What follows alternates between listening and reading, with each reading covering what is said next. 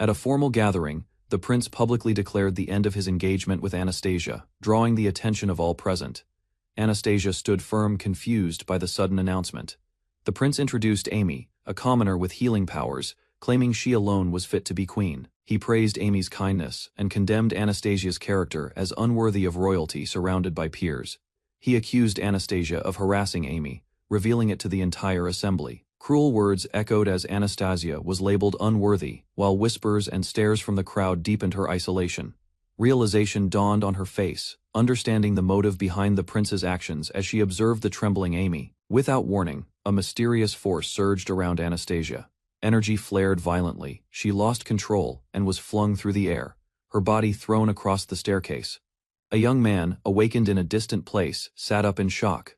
Within a sparkling school setting, a cheerful girl stood at the center. Gripped by unease as he processed the gravity of his situation, he sat up, identifying himself as an ordinary 8-year-old living in the royal capital of St. Laren. A sudden memory from a previous life surfaced, stirring a wave of confusion and realization. It became clear he had been reborn as a background character in a magical anime game world he once played. Gazing out over the rooftops, Alan realized the future spelled disaster not just for him, but for his mother and everyone in town. Recalling the game's plot, he remembered the moment Anastasia challenged Amy. Anastasia's defeat drove her into hiding, only to be ambushed by bandits before vanishing. Her fall triggered political instability, eventually plunging the kingdom into civil war, overwhelming the weakened royal forces and invading the capital without resistance. Frustrated and overwhelmed, Alan shouted into the air.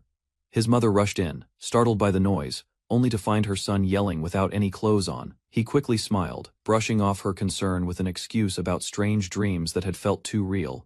She gently urged him to get ready for breakfast, unaware of the storm inside him. With renewed resolve, Alan vowed to protect his mother no matter what fate awaited them. Alan acknowledged his memories of a past life but remained firmly tied to his mother and hometown, unwilling to flee. Driven by determination, he resolved to rewrite the future Anastasia's fate, the war. Everything, no matter what it took. At breakfast, he began reflecting aloud on the current state of the world and the events yet to unfold. He recalled the prince's early engagement to Anastasia. Explaining further, he revealed that his motivation came from his older sister. Alan caught sight of Anastasia, the girl whose fate he intended to change. She traveled by carriage, unaware of the significance her presence held for Alan's mission. As their eyes met, he stood firm, determined to face the girl at the center of the tragedy to come. Tension built as the two silently acknowledged each other across the crowd. Carrying resolve in his steps, Alan turned away, silently vowing to rewrite her fate and the world's future. Alan reviewed the events of the game, predicting the steps needed to reverse Anastasia's fate and save the town. Although he denied any personal attachment, he admitted he couldn't bear to see her die. To others, she was the villain, but Alan saw Anastasia as a decent, misunderstood girl. She boldly confronted nobility, reminding them of their duty to the people and nation. The world dismissed her as bothersome, another reason Alan found the narrative unjust. Alan reflected on the grim future Anastasia would face. Later he ran into Monica, a cheerful and energetic woman who greeted him warmly in the streets. They exchanged a few quick words as she teased him about his errands. With laughter, she warned him not to end up like the unruly guild men who often caused trouble. To Alan, Monica was a force of nature. She worked at the guild pub and always seemed to pull him along. Alan stopped Monica outside the guild building, asking for a favor with quiet urgency. Inside, he reassured his mother, standing by her with a nervous smile in an unfamiliar place. Veteran adventurers eyed the boy curiously, questioning his intentions at their table, despite his fear. Alan knew this was the beginning of his plan. Inside the Adventurers Guild, Alan stood firm as seasoned fighters paused to scrutinize the unfamiliar boy. Concern etched the woman's face beside him while the guild leader leaned in, curious about the boy's hesitation. Alan made his offer a simple task, asking only to remove mud from a ditch. The man burst into laughter and granted him permission with enthusiastic approval. Documents were quickly prepared, and the guild initiated the formal process to register Alan's unexpected request. As the woman prepared to sign, Alan was summoned to the table, his expression alert and cautious. Presented with a dark guild card, he listened, as the staff requested a drop of his blood. A gentle explanation followed, easing the woman's nerves while Alan observed in silence. Flinching from the sting, he watched a small bead form at his fingertip. The card reacted instantly, glowing with energy as his blood activated its magic. Alan received his guild card, the process now complete. Suddenly a woman welcomed him with a tight embrace. catching him off guard as he stumbled slightly. Warm congratulations surrounded him. Monica expressed her joy, treating him like family. Tears shimmered in gentle eyes as Alan was encouraged to take things at his own pace. Stepping into the street, he carried firm resolve, determined to confirm this world and earn the money he needed. Alan reviewed his goals: saving the town, and the Villainess meant overturning the game's scenario and facing the Crown Prince one day. Although burdened by poverty, he threw himself into work, determined to earn every coin needed for academy tuition. A new offer came: labor in the underground sewer, hazardous but rewarding. Without hesitation, Alan accepted, energized by purpose. He entered the dark tunnels, driven not by money but by hidden objectives. Deep within the sewers, Alan searched for a hidden scroll, rumored to appear years later in the game. The air reeked, but the layout matched what he remembered, confirming this world mirrored the game's events. He located a dented wall with a marked brick, just as described in the scenario. With determination, he activated the mechanism and stepped through a glowing entrance. Inside the mysterious chamber, Alan began his search for the legendary scroll. Inside the chamber, Alan discovered an ornate banner concealing a hidden compartment in the wall. Suspicious, he hesitated before reaching for the scroll, wary of traps despite its untouched appearance. As he stretched to grab it, the mechanism snapped, startling him. His assumption had been wrong. Unfurling the scroll, he grinned wide. The word concealment marked it as the skill he needed. Recalling the game, Alan watched the scroll glow, just as it once had for Amy. Alan smiled as the scroll vanished. He was certain the skill had transferred successfully. With a few swipes of his guild card, a glowing interface confirmed it. Concealment now belonged to him. The result left no doubt. This world perfectly matched the one from the game. Still, he knew that without action, the same ruinous future would unfold. After a long shift, his exhausted team reminded him to bathe his mother, wouldn't forgive sewer stench at home. Alan was dragged into a playful race to the bath, unaware of what awaited him. Inside the tent, he stumbled upon an unexpected and awkward sight. Too late to turn back, Alan ran headlong into an even more embarrassing moment. Realizing his mistake, he tried to retreat, only to hear his name shouted in alarm. Monica, ever responsible, insisted on helping him bathe, much to Alan's overwhelmed confusion. Chaos erupted when Monica, still in high spirits, startled Alan mid-sentence, sending him into a panicked scream. The commotion ended with Alan collapsed, his pride bruised, as onlookers debated his lack of clothing with dry humor. That evening he tested the concealment skill at home, attempting to vanish from view before his mother returned. Her casual scolding proved the magic hadn't worked as well as hoped. Alan smiled sheepishly, realizing his invisibility experiment still needed refinement. After handing over his modest earnings, Alan shared dinner quietly with his mother, who urged him to take care of himself. She reminded him to focus on school, and Alan, already planning ahead, nodded in agreement. With the concealment skill acquired, his next target was clear: he needed appraisal to reshape the future. But the scroll's location was heavily guarded by dangerous creatures, lurking in the shadows. Determined, Alan steeled himself. He would risk everything for the path forward. In the wilderness, Alan sighed as a horned rabbit stared blankly. His search had yielded little so far. He found no signs of the ruins and opted to conceal himself just in case. Navigating with only vague directions, he decided to return before nightfall, uncertain of his surroundings. Thanks to his skill, he slipped past guards unnoticed, blending in like a local. Back in town, doubt crept in. 2 days, no ruins, and growing uncertainty. Alan stumbled upon 2 horned rabbits mid-scuffle, or something close to it, shaking his head and moving on. By the 4th day, fatigue caught up with him. He brushed off concern at home, hiding his weariness. On the 5th day, his search finally bore fruit. He stood before the ruins at last. Relief washed over him, knowing his effort hadn't been in vain. Still, urgency returned. The scroll had to be found before anything went wrong. Alan crouched behind a fallen stone, startled by an unexpected noise echoing from the ruins. To his shock, goblins emerged from the shadows. Panic set in. This wasn't in the game, catching Alan off guard with their overwhelming numbers. From a hidden vantage point, he assessed the danger, knowing concealment was the only thing keeping him alive. The presence of the scroll of appraisal came to mind, its retrieval, now more urgent than ever. Steadying his breath, Alan dismissed the idea of retreat, aware hesitation would cost him everything. With renewed determination, he advanced, placing his faith in the power of Otami game skills. Alan descended the stone steps, entering the underground layers with cautious determination. The passage ahead glowed gently, illuminated by moss clinging to the cave walls. Reaching out to the glowing surface, he took a moment to admire the serene light around him. Despite the cramped space, he pressed forward, silently hoping no more goblins lurked below. Soon, he found the hidden chamber. The scroll of appraisal was finally within reach. To Alan's shock, the chamber held not just the scroll, but piles of loot never seen in the game. A sudden movement startled him. A goblin guard appeared, catching him completely off guard. He hid quickly, realizing the room served as a treasure vault for the goblins. One of them drew near, sniffing suspiciously, his presence uncomfortably close.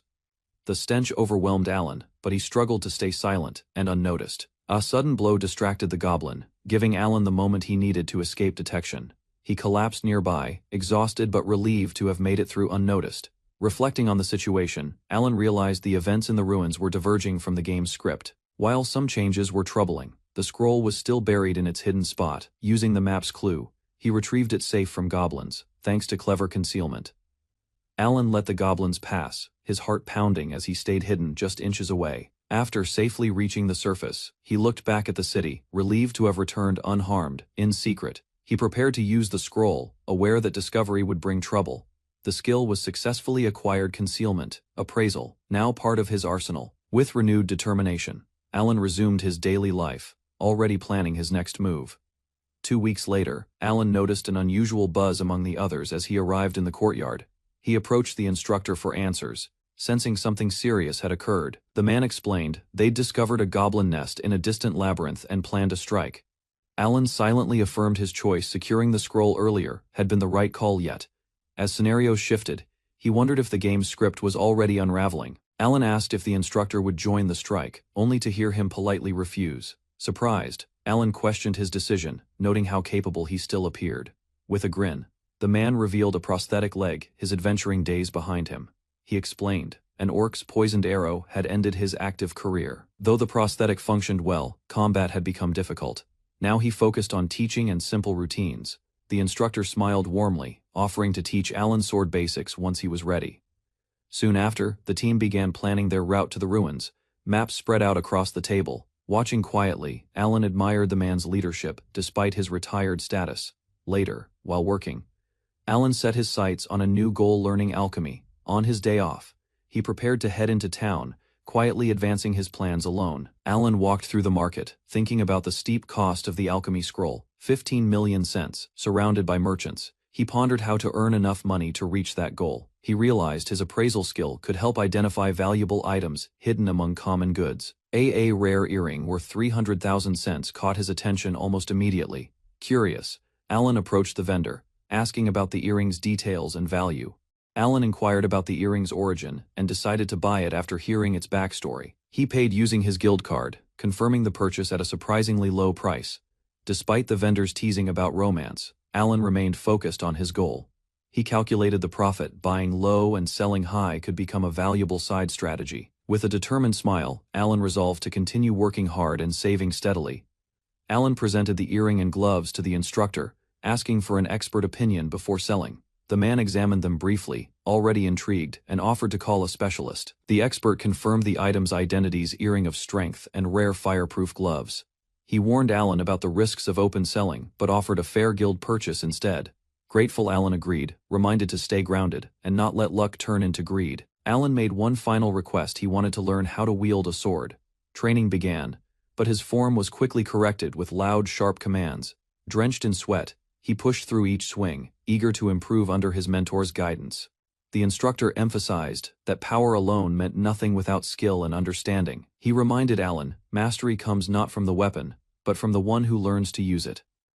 Alan acknowledged the instructor's warning: relying only on cheat skills could cost him everything. With renewed resolve, he was ordered to run 100 laps to build his strength. Despite exhaustion, he kept moving, knowing each step brought him closer to his goal. He collapsed, barely able to breathe, but knew tomorrow's training would be just as tough. In that moment, Alan swore he wouldn't lose. He had too much to protect. Alan continued balancing sword training, manual labor, and appraisal-based earnings, steadily working toward his goal. Now 11, he had saved over 15 million cents, enough to take the next decisive step. Alan prepares to leave, prompting his mother to ask if he's going out.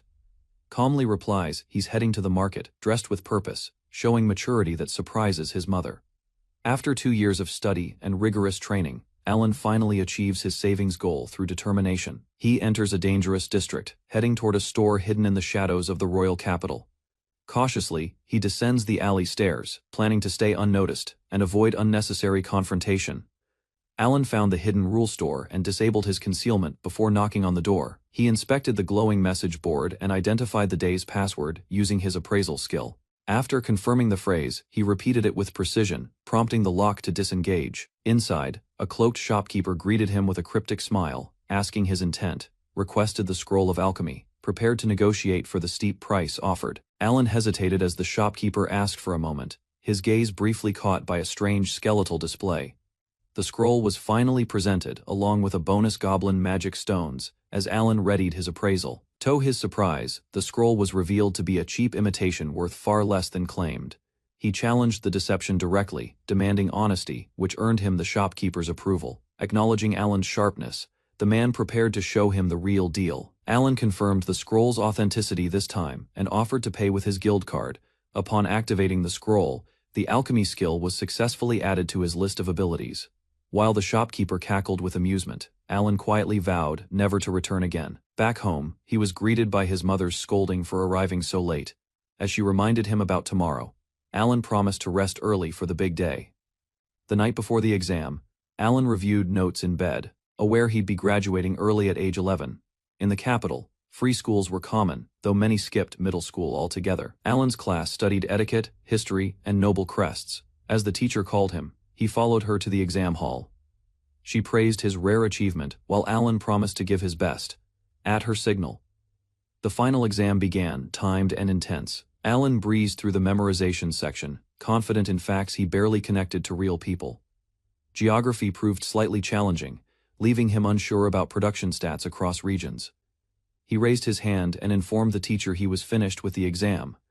Though only an hour had passed, he insisted on submitting his paper. The teacher panicked at his speed, but Alan remained relaxed, certain of his answers. As Alan exited the room, the teacher told him the results would be announced in a week. 7 days later, she rushed in breathlessly, shouting the outcome with excitement. He had achieved perfect marks in every subject, a feat unheard of for someone his age. Praising his brilliance, the teacher grew emotional, while Alan awkwardly asked her to calm down. Embarrassed, she apologized, and Alan sheepishly admitted to using a few reincarnation advantages. Offered a recommendation for high school, Alan proudly accepted, knowing he had earned it. Despite his excitement, the teacher reminded him he'd still have to wait until age 15. She explained how the system allowed for accelerated learning but wasn't built for such leaps. Alan expressed gratitude as the teacher congratulated him on his early graduation. Surrounded by classmates, Alan admitted his success came from effort and a little reincarnation help. Under a quiet sky, Alan reflected on his middle school graduation. His mother served a modest meal, apologizing for their poverty, but Alan appreciated her presence more than the food. Surprising him, she offered a dismantling knife wrapped in leather. She explained it was a gift to celebrate his graduation and coming of age. Moved, Alan realized the sacrifice behind it, treasuring the knife as her heartfelt support. Tears welled in Alan's eyes, surprising even himself. As his mother comforted him gently, she embraced him, expressing her hopes for his happiness, and reminding him not to overwork himself. Alan promised to cherish the knife she gave him, calling it his treasure. Though she couldn't afford his schooling, he vowed to save up for high school. With quiet strength, he promised to protect her, determined to do everything right. At 12, Alan became an official F-rank adventurer and gained early high school exam eligibility. Suddenly, someone hugged him tightly in excitement, catching him off guard. Monica, beaming with pride, announced his new rank to the entire tavern. While others joked and teased him, Alan insisted he not be treated like a child. A senior reminded him to stay focused. He was good, but still had much to learn. Despite lacking a warrior's divine protection, Alan earned praise for his performance and dedication. Divine protections, blessings from gods, enhanced abilities, or granted special powers in this world. Heroes like the Crown Prince and Amy had powerful protections, while others still stood out with training. Alan lacked such blessings, but pushed himself to overcome this disadvantage through relentless effort. Having built points from years of cleaning, he was one mission away from promotion to E rank. Alan learned his promotion task involved herb collection and hunting horned rabbits, both seemingly simple. He agreed to begin the next day, though warned not to underestimate the creatures. 2 days later, he returned with herbs and magic stones, successfully completing the mission. Thanks to his game knowledge, Alan located the herbs easily in ruins cleared of goblins. Preparing to face the rabbits, he activated his concealment skill and drew his weapon. Alan approached the grazing horned rabbits, blade in hand, preparing to strike. Though they looked harmless, he reminded himself they were destructive pests and apologized quietly. Back at the guild he was praised and promoted to E rank with a proud smile. That night, he used the knife his mother gave him to dress the rabbits, grateful. With his new rank, Alan gained the right to travel freely and take longer missions. Alan learned there was only one divine protection available to a villager, hidden deep within the Valley of the Flying Dragon. This divine gift enhanced wind thread magic, crucial for passing the high school's practical exams. With his dismantling knife in hand, Alan declared his next journey ready to face the valley's trial. A furious dragon roared in grief, blaming Amy and her companion for her mate's death. As the dragon lunged, Amy stumbled back, narrowly avoiding the strike. Her partner yelled for her to retreat. He cast a powerful barrier spell, halting the assault and shaking the ground with its impact. Amid the rubble, the two questioned if the threat was truly over. But the dragon's shadow loomed again, proving it was not. Carl stepped forward, shielding Amy and delivering the final blow. Amy wept over the fallen wyvern's child. Carl tried to comfort her. Rewards were granted, but the cost was heavy. Later, Alan rode a cart, tiredly reflecting. The battle had been scripted, part of the game's quest line. He pondered the Wyvern Lord's pain, recognizing the cruelty from its view, an uninvited invasion. As he parted ways, he warned others. The real journey was just beginning. Alan arrived in Friesen, preparing for the long journey through the mountains toward the Dragon Valley. Intent on avoiding conflict, he activated concealment magic to slip past the demons, said to lurk in the region. Exhausted from the climb, he realized he'd underestimated the trek overhead. A dragon suddenly soared past. As he reached the ridge, the breathtaking sight of flying dragons filled the sky before him. He recalled the key difference: dragons breathe fire, unlike lesser wyverns. Alan scouted a clearing, deciding it was the best place to set up camp before sunset. Using alchemy, he swiftly shaped the ground, creating a foundation for his shelter. He refined the design, adding air holes and a chimney.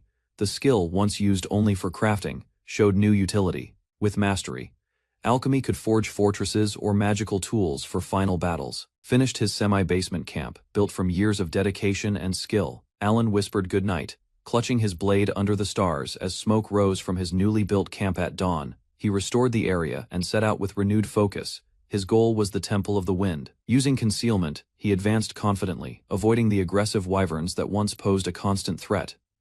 Soon he reached the ancient stairs that led to the temple. Just as he began climbing, something unexpected caught his attention. Inside the temple, a black wyvern lord lay curled beneath the pillars, a father from the slain family. It appeared to be sleeping. Quiet steps moved closer, aiming to retrieve the sacred book unnoticed. A sudden voice halted everything. Paralysis struck just as a glowing man emerged from the air. The man, calm and smiling, already knew the goal. Without hesitation, he presented the Book of the Wind God, confirming its purpose with certainty. A calm smile formed as the man revealed himself to be the Wind God, casually reading thoughts and bypassing concealment. Confused and overwhelmed, the boy asked what a god could possibly want. The answer: wake the sleeping dragon. Without hesitation, a powerful strike launched the wyvern into the sky. The divine figure floated beside it, waiting. Moments later, the beast returned fully awake. With one eye open, the wyvern was introduced as an unexpected ally. Jerome nervously introduced himself. Voice shaky, he admitted to being a wyvern lord more or less. A brief wave followed. Alan introduced himself, unsure how to respond to the situation. With gentle coaxing, Jerome extended a claw. A handshake sealed the awkward but honest greeting. The wind god smiled. A strange request followed. He wanted help finding Jerome a wife. Apparently, the love-struck wyvern had fallen for Melissa, a rare sky dragon hybrid. A divine offer was made: help the wyvern's love succeed, and divine protection would follow. Confusion set in. Lizard romance was foreign territory, yet the wind god showed no concern. Despite hesitation, questions began. Jerome flustered easily, but cooperation grew. A vision of Melissa appeared, graceful, proud, and unforgettable in Jerome's eyes. Recognition struck. That ribbon matched the game's boss, the final challenge, guarding the Book of the Wind God. Nervously, Jerome praised Melissa's charm and beauty, recalling the happiness he once had. Questions followed: her hobbies, interests, but Jerome had never spoken to her. Realization sank in. Admiration from afar wasn't love. He was just a stranger. A plan to start with greetings took shape. Behind a tree, he trembled. Sweat poured as he tried to speak. Step-by-step advice echoed in his mind. All he had to do was introduce himself. Melissa's sharp glare froze him. Questions cut through: who was he, And what did he want? Crushed by her cold stare. He wilted. Wings dropped. Pride shattered. A gift was the backup plan. Alan suggested meet. Jerome agreed. Seemed reasonable for wyverns. While they waited, the wind god floated casually. Jerome's delay raised concern, but faith in his skills remained. Moments later, he returned. Exhausted but triumphant, he presented the prey in his claws, with the meat offering behind them. Alan suggested a new angle appearance. Fashion might work where words failed. Determined not to give up, Jerome took off, eager for the next plan. A dramatic floral entrance was attempted. Melissa reacted with terror, not flattery. Slumped on the ground, Jerome reconsidered. Maybe flashy wasn't effective after all. Alan proposed a new idea: dress well, not loud. A suit symbolized trust for humans, at least. An idea formed: if suits gained trust, maybe a necktie alone would help. Alan considered crafting one himself. At the center of a drawn circle, he began shaping it using magic. Jerome watched, puzzled but intrigued. Alchemy flared to life. A glow surged as components fused through the activated magic circle. The result shimmered into view. A perfect, crisp necktie appeared on Jerome's chest. Grinning proudly, he thanked Alan. The effort paid off. He finally felt ready. Jerome beamed with gratitude and rushed to show off his new look. In the center of the crowd, Melissa stood surrounded.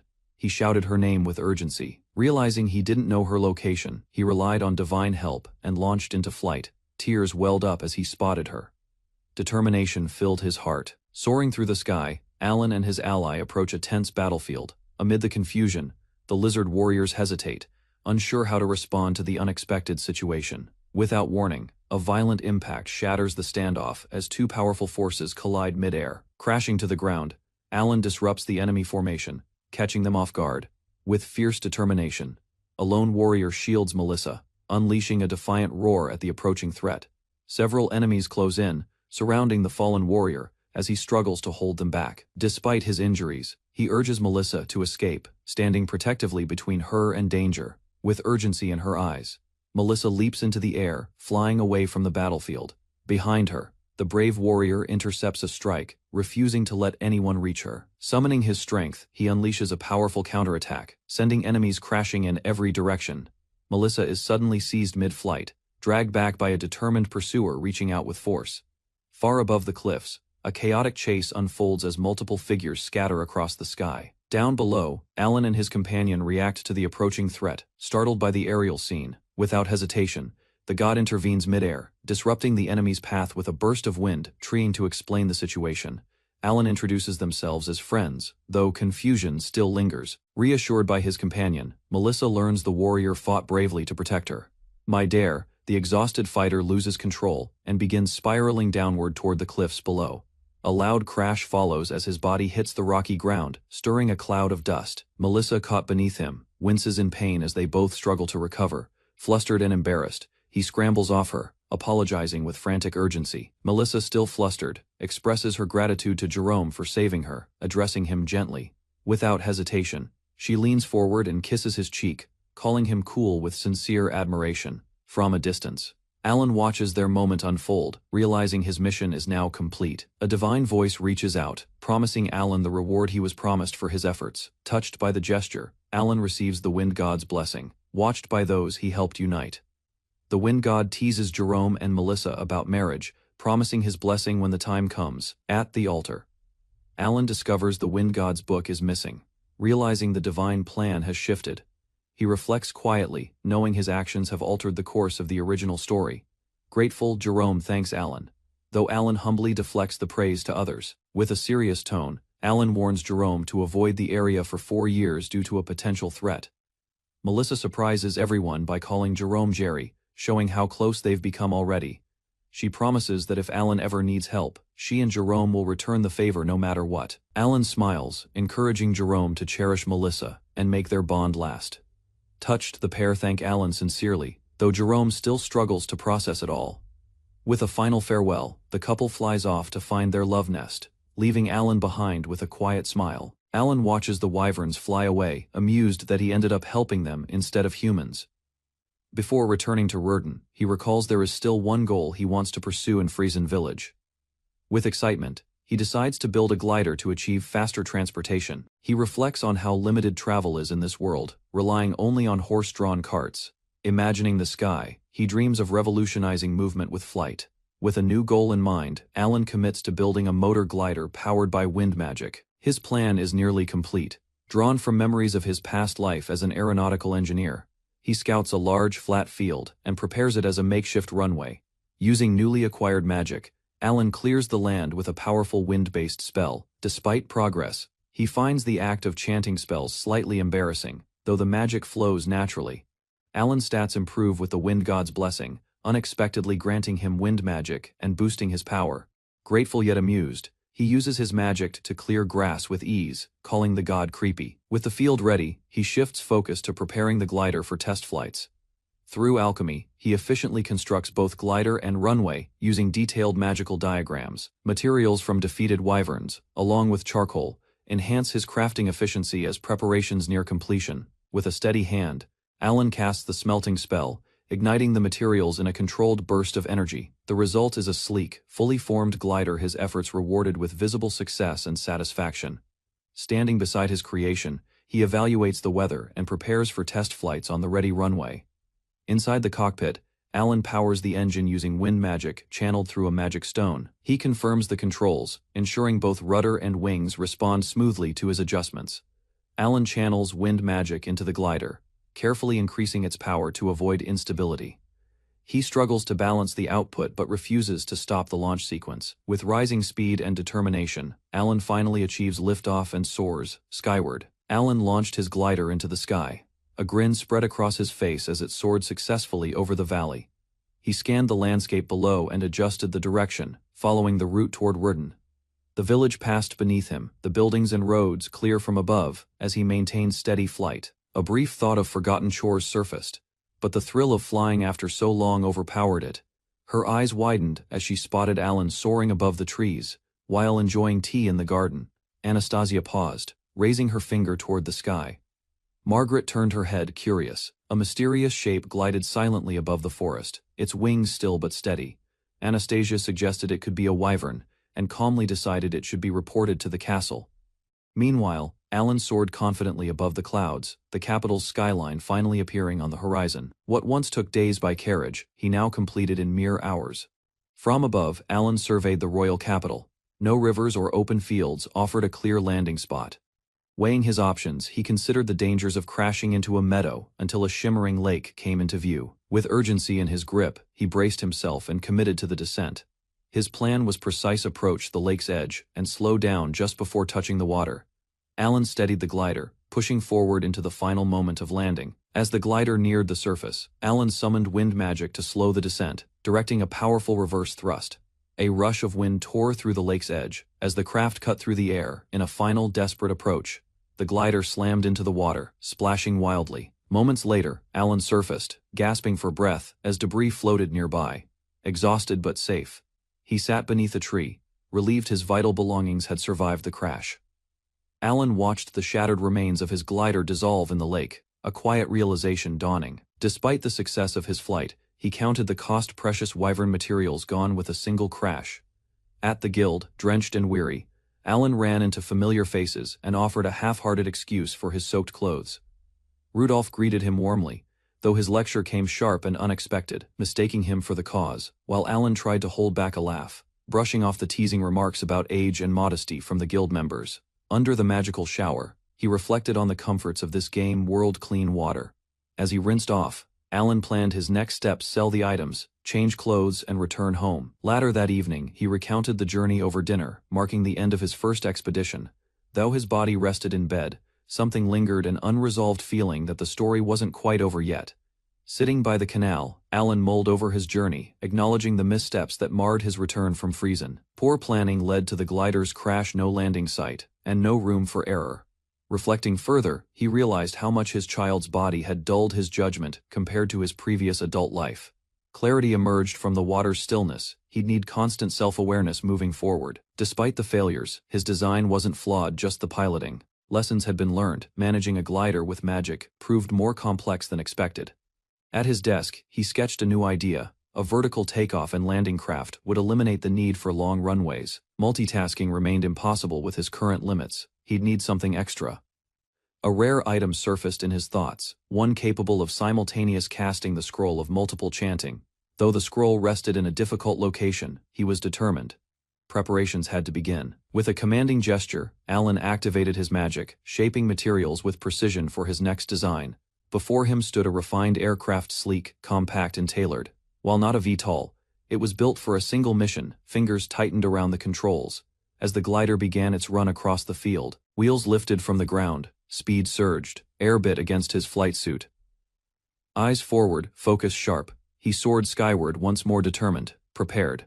Flight wasn't his only concern. True mastery required understanding the nature of alchemy. Precise blueprints defined the quality of what could be made. Vague ideas led to inefficient outcomes. Without strong magic, even brilliant designs lacked force. Amy succeeded due to her protagonist-level powers. He had no such luxury. Material cost was another wall. Without enough resources, even basic crafting was nearly impossible. Thankfully, substitutions were possible. Rare wyvern parts could be swapped with cheaper alternatives. Alan spotted a towering structure rising into the sky, the legendary Tower of the Sage ahead. A small aircraft approached the towering structure, piercing the clouds, known as the Sage's Tower. It stretched over 300 floors into the sky. To reach the summit, the pilot had to ascend in spirals, navigating each loop with precision. Flying above the stratus clouds, he calculated his altitude near 2,000 meters. Near the top, no resistance came from the tower as he closed in.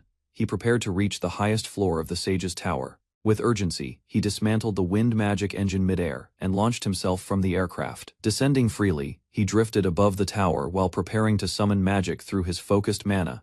A burst of energy activated the parachute, stabilizing his fall as wind magic surged. His timing precise. The impact hit the tower's top section in a controlled explosion. He landed safely and quickly began storing away his deployed gear. Swinging from a rope, he steadied himself against the tower's outer wall, catching his breath midair. Inside the breach, he collapsed on the floor, exhausted, but reassured that everything proceeded as intended. Declaring the mission a triumph, he acknowledged how his aerial infiltration bypassed all expected threats. He uncovered a sealed scroll within the chamber, its glow confirming its value. With a single gesture, the skill was absorbed, another step toward his ultimate goal. As the tower began repairing itself, he realized time was short and escape was urgent. High above the clouds, he reflected on the risk just taken to gain a powerful skill. A legend told of a sage who cast spells without chanting, using magic to help others. Though the sage died tragically, his soul became the chantless scroll, hidden in a mystical forest. Now, his next destination was clear: reach the Forest of Illusion and retrieve the final scroll. Navigating by a dated guild map, he tried estimating his location near the Forest of Illusion. Uncertainty loomed as he drifted off course, worried about landing before nightfall. Strong demons lurked below, and he knew his strength was limited. Caution was crucial. As the sun dipped low, he finally spotted the village nestled between the trees. Relieved, he aimed for the drop point just outside the village to safely descend. He engaged the vertical engine, initiating a controlled descent toward the clearing below. Altitude control systems on both wings stabilized the craft for a precise landing. Touching down gently, he stepped out, exhausted but relieved the flight had ended safely. Though tired, he prepared to conceal the aircraft with magic before entering the village. Before he could proceed, armed villagers surrounded him, ordering him to stay still. Caught off guard, Alan froze as tension filled the air and weapons aimed at him. Brought before the village elders, he confirmed his identity as a human named Alan. The lead elf questioned his presence, demanding a reason for entering the village. Alan explained he got lost, but one elf accused him of deception. Before judgment was passed, the elder reminded all of the spirits protecting their home. The elf queen questioned how Alan, a human, escaped the forest's limits. Doubt filled the room as no one sensed magical power strong enough to justify flight. Alan cautiously revealed he was protected by the wind god, though he preferred to stay discreet. Surprised by his answer, the elves lowered their weapons, murmuring about divine protection. Moved, the queen praised the gods, while Alan remained unsure of what he had just started. Now seen as a divine figure, Alan was respectfully asked by the queen to save their village. Confused, he wondered if a new game event had unexpectedly begun. The queen explained that an evil spirit was slowly drawing nearer to their home, immune to their efforts. Alan, unaware of the event, tried to understand the threat through calm questioning. She described how the spirit harassed both the elves and their guardian spirits relentlessly. Alan learned the spirit hadn't harmed anyone yet, but its approach threatened the village's future. Despite hesitation, the elves pleaded for his help. believing in his divine protection. Suddenly, the elf princess Sherry barged in, vowing to defeat the spirit herself without human aid. Before the argument escalated, a villager rushed in to report the spirit's sudden appearance. Sherry sprinted off, demanding the location, while others struggled to keep her in check. With the queen's plea in mind, Alan decided to follow the princess into the chaos. Shouts rang through the village as guards mobilized. The evil spirit had appeared in the square. A robed figure wandered aimlessly, drawing fearful stares from villagers and soldiers alike. Alan questioned the label, sensing something odd about the supposed threat's vacant behavior. Confused, he realized he saw a man, while the elves described a black fog instead. Alan admitted he only saw a cloaked man, prompting the queen to grant him spirit vision. With enhanced sight, he now witnessed the figure harassing panicked spirits, confirming the threat. Sherry drew her bow, declaring she would destroy the spirit without hesitation. He tried to stop her, uncertain whether the man deserved death. Hero veered off target, and frustration mounted as confusion over the spirit's identity deepened. The queen turned to Alan with urgency as the robed figure continued moving ominously through the village. Alan stared at the cloaked man's hollow expression, unable to identify what he truly was. A strange hooded man appeared in front of a crowd, casting light into the sky. Unsure of the man's intentions, Alan cautiously tried to speak to him and calm the situation. Suddenly the man shouted his frustrations, drawing attention with an outburst of personal disclosure. He continued ranting, trying to justify himself with his name and background. Alan, disturbed, suspected the man was chasing a girl, and sensed possible criminal behavior. The robed man excitedly claimed he sought an ancient spirit dwelling in the elf village. With unsettling enthusiasm, he explained the spirit looked like a child despite her age, alarming Alan. Meanwhile, the elves misunderstood the scene, thinking Alan was interacting with a dangerous entity. A confrontation erupted as accusations flew, with the man defensively insisting on his innocence. Alan, growing frustrated, scolded him for frightening the spirit, and ordered him to stop chasing her. Hooded man gasped in disbelief upon realizing his presence was frightening the spirits. Despite being told to leave, he stubbornly insisted on entering the elf village, claiming it was essential. He revealed his goal, meeting the elf queen to obtain a key ingredient for creating an elixir.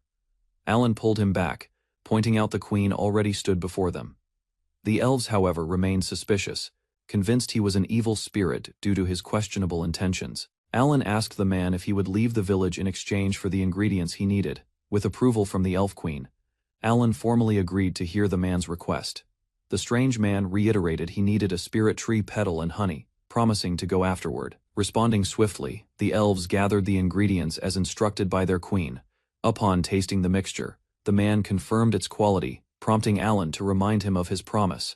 Grateful beyond words, the robed man promised Alan he would never forget the kindness shown. Meanwhile, the elves celebrated Alan, praising him as a divine figure sent by the gods. Among them, a Sundaware elf reluctantly acknowledged Alan's efforts, though tried to mask her approval. The villagers invited Alan to stay for the night, offering him a place to rest. Later, he soaked in the hot spring, surprised by the unexpected luxury of the elf village. Alan began to reflect, realizing he hadn't anticipated everything that occurred during the day.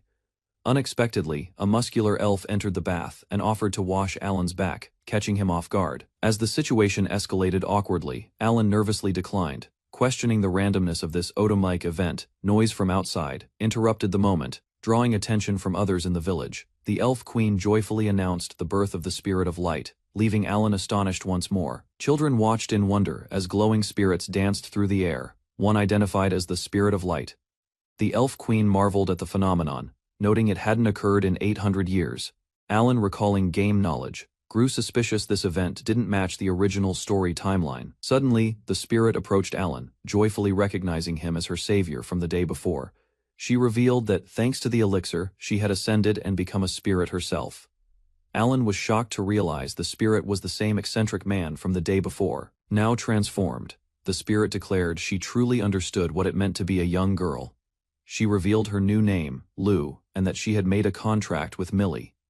The elf queen joyfully accepted the news and congratulated Millie on the unexpected bond. Alan, confused by the deviation from the game's events, decided it was no longer his concern. The spirit Lou presented Alan with a scroll, offering it as a gift in gratitude. She explained, it was a powerful chantless scroll she had crafted after mastering her transformation. Originally meant for her daughter, she entrusted it to Alan, acknowledging his great help.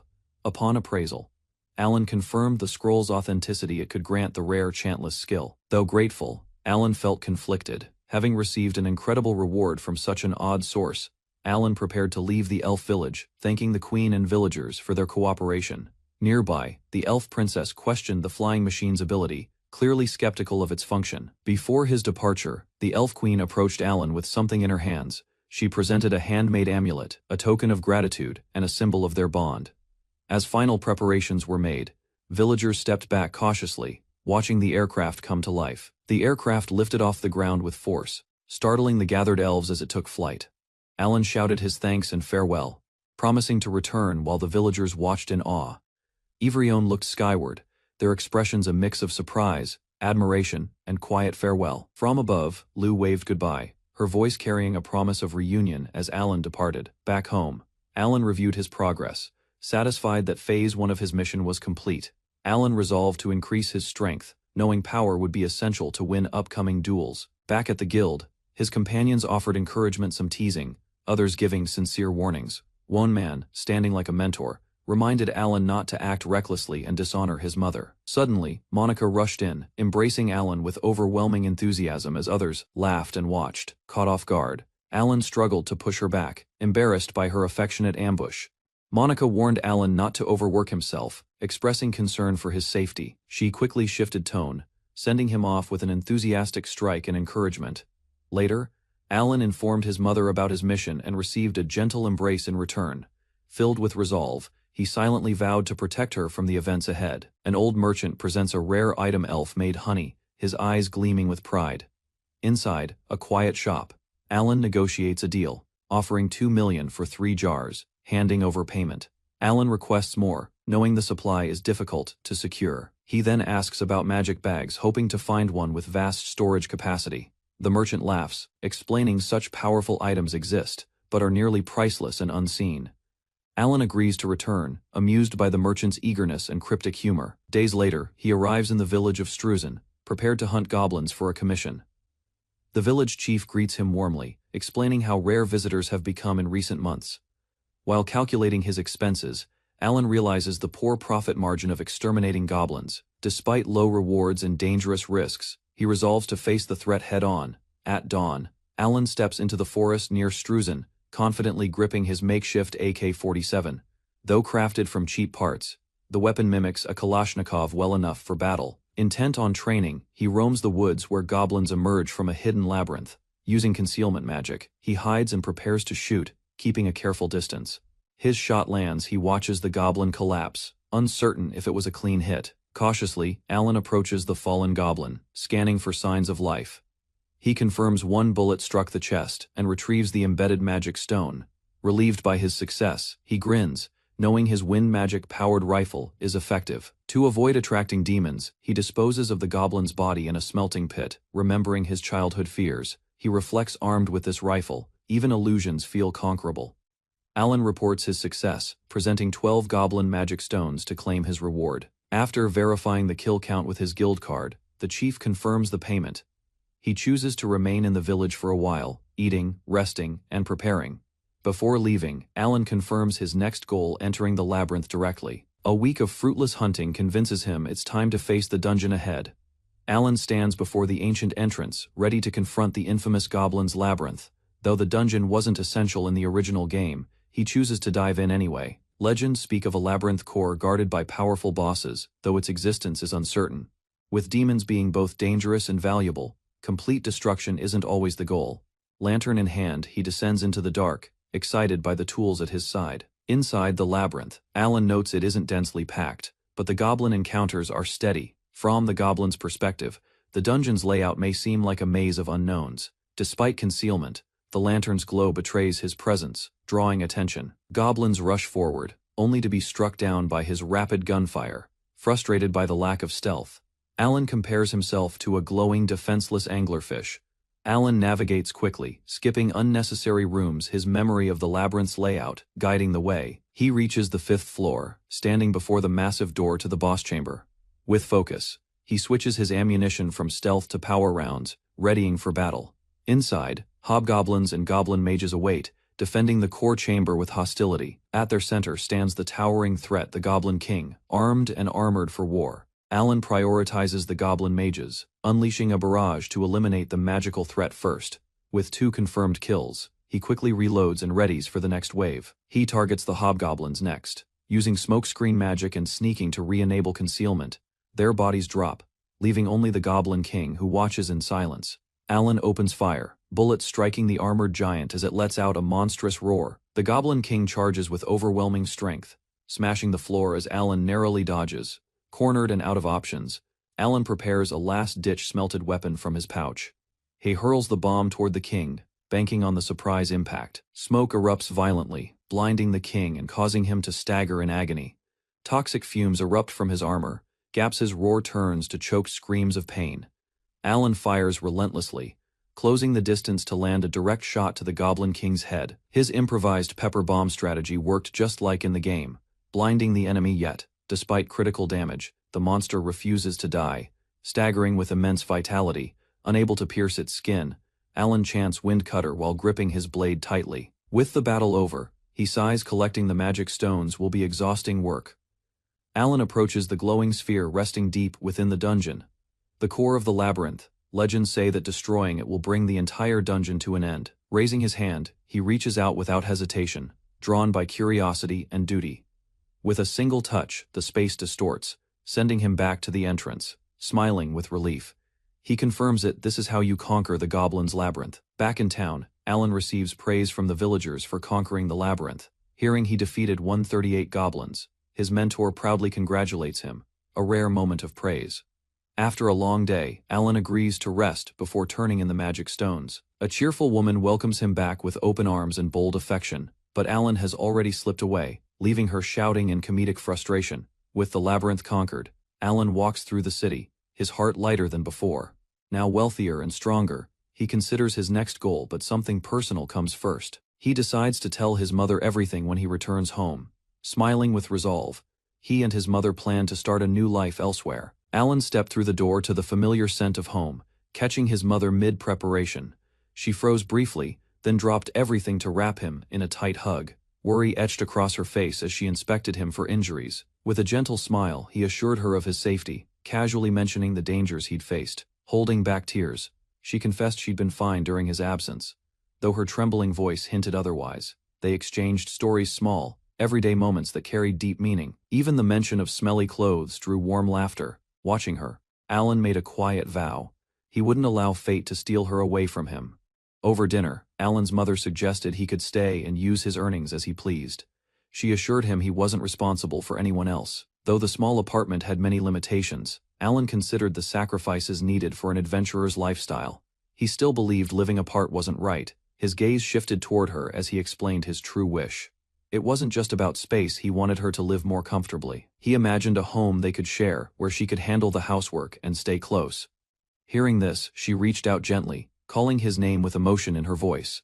Though she called him a fool, Alan's mother smiled warmly, agreeing to search for a new home together. His face lit up with quiet excitement. The next day, he brought her to the guild. Familiar faces greeted them, surprised yet pleased to see her there. She nervously introduced herself, unsure how much Alan had shared about her. Still, she tried her best to make a good impression. One guild member praised Alan's dedication, calling him their most promising newcomer. Hearing that others wanted him in their party, her eyes widened with pride and astonishment. Alan considered the advantages of ranking up to D, knowing it would free him from current limitations and open doors to bigger opportunities. As discussions shifted toward housing, he mentally weighed his future plans, brushing off party invitations until the right time. Concerned for safety, his mother voiced doubts about living near the guild. Alan acknowledged the risks but pressed for help finding a safer place. Just then, Monica arrived, surprised to learn Alan was preparing to move. Her presence changed the tone with familiarity and warmth. Alan proudly shared his intentions, now earning more. He wanted a larger place to live with his mother. Monica leaned in with a bold smile and offered Alan a surprising invitation to her house, catching him completely off guard. Both Alan and his mother reacted in confusion, unsure of what Monica truly meant by her offer. With a laugh, she clarified that her father managed an apartment building, and she could help them find a suitable place. The quoted rent was high, and Alan hesitated, doing mental math as his mother nervously asked for his thoughts. Despite the cost, he suggested they go see it, figuring it might actually be a rare, worthwhile bargain. Before heading out, Katerina expressed her desire to greet the guild members, thankful her son had been surrounded by kind people. Meanwhile, Alan awkwardly reacted to Monica's earlier offer, only to be teased again, flustering him as she playfully pressed the misunderstanding. Their group soon arrived at the building. Monica, now fully in guide mode, explained its convenient location and pointed to the available top-floor unit. Climbing the stairs, she noted the higher floor's unpopularity due to its steep access, though it worked fine for her. Inside, Alan stood in awe. The room was far larger than expected, and his mother wondered if it was too much for them. Alan explored the upper level of the unit, considering whether to claim the lofted space as his bedroom, while his mother doubted she could manage the climb. Looking out from the window, he was captivated by the clear view of the distant castle rising above the town. With determination in his eyes, he whispered to himself the goal was close, he just needed to push a little further. Katerina expressed surprise at the affordable rent, and Alan addressed Monica with a mix of gratitude and uncertainty. Monica smiled warmly, believing in his potential and calling it a worthwhile investment in someone with a bright future. Alan turned to his mother for confirmation. Seeing her uncertain, he confidently declared they'd take the room as long as she liked it too. Monica assured them it was fine, joking that Alan could repay her once he became a better man, prompting a smile from Katerina. Their house hunting journey came to a swift end. The very first property had everything they needed. Back at the guild, Alan reported their decision to stay under Monica's care, earning a nod of approval. His guildmates were pleased. Alan admitted it was far nicer than the home they had before. Alan's guildmates admired how far he'd come, surprised he was already providing a new home for his mother. When asked about moving out, he casually answered, starting now, prompting amused disbelief and support from those around him. One guild member raised his voice to rally the others, proudly announcing Alan's big step, moving out with his mom. Though Alan tried to object, the others insisted on helping, touched by his devotion. Banter filled the room, making it clear they cared deeply. Friendly jabs continued as the men argued over tasks, eager to lend a hand in their own chaotic way. Alan asked his mom what to do, overwhelmed by everyone's support. Monica gently reassured them, calling Alan like a son to the whole guild. Katerina reminded Alan to treasure such kindness, recognizing how fortunate he was to have such wonderful people around him. While guildmates bickered over who was too drunk to help, Alan smiled to himself. Their antics made him feel strangely warm inside. She wiped her tears, touched by their generosity. Alan stood by, a bit panicked at her emotional response. Later, the guild members helped move furniture into the new home, despite bumps, narrow spaces, and minor complaints. A line of guild members marched through town carrying furniture, drawing curious stares. Alan wiped his brow as the last load arrived. Inside, the space still felt roomy, despite being furnished. The simplicity of their old life made the move feel surprisingly light, with the job done. One guildmate raised a cheer and declared it was time for a banquet to celebrate. Katerina and Alan looked puzzled, but were told it was tradition. Any reason to drink was reason enough. Grateful, Katerina addressed the adventurers sincerely, thanking them for all their help that day. Katerina stood before the gathered guild, expressing heartfelt gratitude for their kindness and support toward her son, smiling proudly. Monica listened as thanks extended to everyone from the porters to those who helped them settle in. Her speech began to stretch, prompting Alan to quietly plead for brevity, while the others chuckled. Raising a glass, she toasted to their future, wishing everyone happiness and luck in their endeavors. Just before things dispersed, she turned to Alan and reminded him she was off to greet more guests, leaving him smiling beside her. Morning light filled the room as Katerina swept the floor. Nearby, Alan watched quietly, vowing to make their new life even better. His thoughts reached beyond just family. He wanted to protect this peaceful life for Monica, the guild, and everyone who had supported him. While others drank and laughed, Alan calmly sipped fruit juice, eyes set on one goal: breaking the fate that once seemed inevitable. Teasing quickly followed. The guild couldn't help but joke about his beautiful mother, sending him into flustered denial. Thankfully, Master Rudolph stepped in, silencing the crowd with a single firm command. With a fierce glare, Rudolph slammed his mug down, declaring he'd be the only one allowed to make a move. The rest were to back off. Katerina laughed politely. While others protested, Alan couldn't believe his mentor was joining the competition for his mother's affection. Jaw clenched, he withdrew his earlier approval, muttering that exceptions must be made, especially when it came to his master. Later, alone in the forest, he tested his equipment under peaceful skies, letting out a long breath. Careful observation showed good penetration. Still, he needed better rounds for the plan he had in mind. Steam rose from the tub as Alan soaked, muscles sore after days of preparation. Nearby, two rifles leaned against the wall, one full size, the other compact. He'd smelted FMJ rounds for both. As he relaxed, a teasing voice interrupted. Katerina joked about joining him, prompting a deadpan refusal. Soon after, a towering armored figure collapsed. Holes pierced through its helmet. The bullets had done their job. Enemies never seemed to stop, but this dungeon made for perfect grinding. He kept pushing through, week after week. With over 100 laps completed, Alan had gathered magic stones for the guild and strengthened his resolve even more. Alan handed over a beer in thanks while being advised to review his status. His efforts against goblins had started to draw attention. Upon checking, he discovered a new nickname, Goblin Slayer, earned from consistent extermination and rising experience as a novice adventurer. In the dense forest, a pair of massive boars marched forward, disturbing the peace with their heavy snorts and trampling hooves. A lone young man entered the forest with a rifle slung over his shoulder, cautious but determined. He paused briefly, noting that he was just outside the suburbs of Altmont, a region too close to leave such threats unchecked. The boars weren't just dangerous, they were resources. Their bodies mapped and labeled, were vital for meat and supplies. Sitting beside a downed creature, he reflected on the task ahead. Orcs emerged endlessly from a labyrinth deep within, and he had no choice but to confront it. Alan confirmed his earlier assumption: the hollow point bullets worked as intended. Every successful hunt not only provided materials, but also progressed his guild standing. These bullets, known for expanding on impact, were familiar to him from another life. Against stronger foes, he planned to rely on FMJ and Kalash rounds, while continuing to use smaller calibers for standard threats. He studied each type's role with care. As night fell, Alan reviewed his results. Tomorrow he would enter the Great Labyrinth fully prepared. Before resting, he enjoyed a rich dish of braised orc shank, savoring both victory and the spoils of his strategy. Alan gave thanks, but remained cautious about unfamiliar food. New worlds often carried unseen risks, even in their cuisine. Surprisingly, the orc meat exceeded expectations. Though rougher than pork, its flavor and texture held depth, especially around the skin and bones. The following morning, Alan gazed at the sky above the village. Thoughts of home surfaced. He hoped to share this place with his mother one day. Inside the labyrinth, he advanced using concealment tactics. Mid-bosses guarded each floor, but his methods proved effective. After battle, Alan harvested what he could. With limited space, he prioritized collecting magic stones already used to the routine of survival. At the heart of the labyrinth, the Orc King loomed, surrounded by all the mid-bosses Alan had fought before. Its presence radiated menace and reminded Alan of its savory meat. Without hesitation, Alan took aim. His plan was simple: eliminate isolated healers and support units quickly to weaken the formation. Targeted strikes landed with precision. Mages and priests fell, followed by a smoke-screen retreat. Even the orc general took significant damage during the push. Suddenly, the enemy responded fiercely. A sweeping counterattack forced Alan to dive for cover. The general unleashed a burst of magic beyond expectation, revealing hidden strength Alan hadn't anticipated. Alan assessed the battlefield.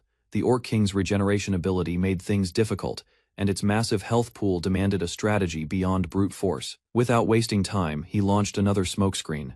The same evasive tactics that had brought him this far would have to carry him forward again. The enemies anticipated his usual flanking maneuver and tightened into a defensive formation. He took a different angle and unleashed a blinding chili pepper extract, targeting their vision with practiced precision. Caught off guard, the orcs panicked. Confusion spread among their ranks as Alan prepared to press the advantage. The disoriented orcs collapsed in rapid succession. Alan remained calm behind cover, striking cleanly through the chaos with trained precision. Suddenly, the Orc King stirred. Glowing energy surged through its body, and Alan realized the beast was preparing to regenerate once more. He narrowed his eyes. The healing had already completed just as expected. Alan tightened his grip on the rifle, muttering in frustration. With a furious roar, the Orc King charged forward, shattering the floor beneath it. The air trembled with every step. Alan responded with steady fire. Bullets tore through the smoke, but his eyes widened. The king wasn't slowing down. The Orc King smashed through the debris in a violent rush, sending wood and stone flying across the chamber. Alan was thrown to the floor. He scrambled back, eyes wide as the massive beast loomed over him. A realization struck: this creature's dense fur and thick fat resembled a brown bear's, likely enough to dull even hollow point rounds.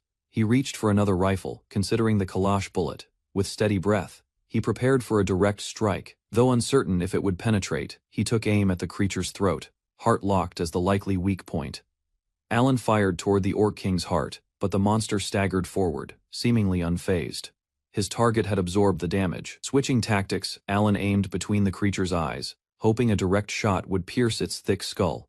The beast charged Alan, hesitated, his position gave him a bad angle, and he couldn't land the shot cleanly in time. The impact threw him across the floor. Pain shot through his body as the Orc King continued its relentless advance. Rising slowly, Alan clenched his jaw. It was clear this wouldn't be a quick fight. He had to endure a drawn-out battle. Alan steadied his breathing, considering his next move. The idea of crafting slug rounds crossed his mind, but something felt off. To his surprise, the Orc King had collapsed. Alan approached cautiously, puzzled by the sudden stillness. A closer look revealed the truth: his shot had landed in the heart after all. The beast had pushed through the pain until it finally gave out. Even with a mortal wound, the king had managed to launch one last charge. Alan couldn't help but admire its strength. With little space left, he packed what meat he could. This victory deserved to be tasted. At the labyrinth's end, Alan discovered a treasure chest. Using his appraisal skill, he identified the reward: a bracelet of fertility. He frowned at its function, a charm to enhance reproduction. It felt wildly inappropriate for an orc dungeon. With the Orc King defeated, Alan completed the first round of the Great Labyrinth. Yet he couldn't help but question the logic of this world. Sometime later, he arrived at the Elf Village airport. Children trained nearby while villagers moved with cheerful energy. Grateful for their kindness, Alan began returning regularly, drawn by their hospitality and the high-quality honey they sold. The village's playground had transformed into an archery training ground, but no one seemed to mind. Children practiced enthusiastically. Still, Alan knew not everyone was pleased. Sherry, the elf princess, voiced her annoyance about cutting down trees for infrastructure. Despite the chaos, Alan reflected on a milestone: he had finally turned 13. The moment passed quietly amid the shouting. His efforts had paid off. He earned the Orc Slayer achievement, rising to rank D and level 23, a respectable growth from repeated dungeon runs. Back at the airstrip, the Elven Queen greeted him kindly. As usual, the honey he requested was prepared, and the villagers supported him warmly. Aslan expressed his gratitude. The villagers reminded him of his role in saving them. Their warmth left little room for formal thanks. Even when the Elf Queen offered to waive his payment, Alan insisted on fair trade. With his level rising more slowly now, Alan decided it was time to face more difficult labyrinths. Rumors of a new challenge had reached him. He announced his destination: the Labyrinth of the Wind Mountain. The journey would test all his skills. There, a blizzard phoenix awaited. Stronger than any foe he'd faced, it marked the beginning of a truly dangerous stage in his adventure. The Elf Queen asked if his destination was dangerous. Alan gave a reassuring nod, promising not to overexert himself. He showed her the amulet she once gifted him. She smiled warmly, touched that he still wore it. With sincere words, she wished Alan luck and trusted the charm would keep him safe. Alan responded with quiet determination. Just then, a panicked call rang out. Alan was smacked by an overeager greeting, caught completely off guard. A small fairy lamented she couldn't join his journey due to a contract. Despite her antics, Alan was secretly grateful for the distance. At the Zeven Adventurers Guild, a young boy made an unusual request to enter the Labyrinth of the Wind Mountain alone. Introducing himself as Alan, a 13-year-old D-rank adventurer, he remained calm despite their skepticism. His serious gaze showed quiet resolve. Before proceeding, the rules were outlined. Any unregistered entry or removal of items from the labyrinth would be treated as a criminal act. Once cleared, Alan accepted the warning to stay on the first floor and accepted the permit with gratitude. Though surrounded by elite adventurers, the lone boy stood firm, aware of how others saw him, yet unfazed by doubt. Before him stood the towering labyrinth of the Wind Mountain. Although it held only 8 known levels, legend spoke of 30. Alan advanced with purpose, undeterred by its reputation. His plan was clear: conquer each floor repeatedly, until he entered the academy.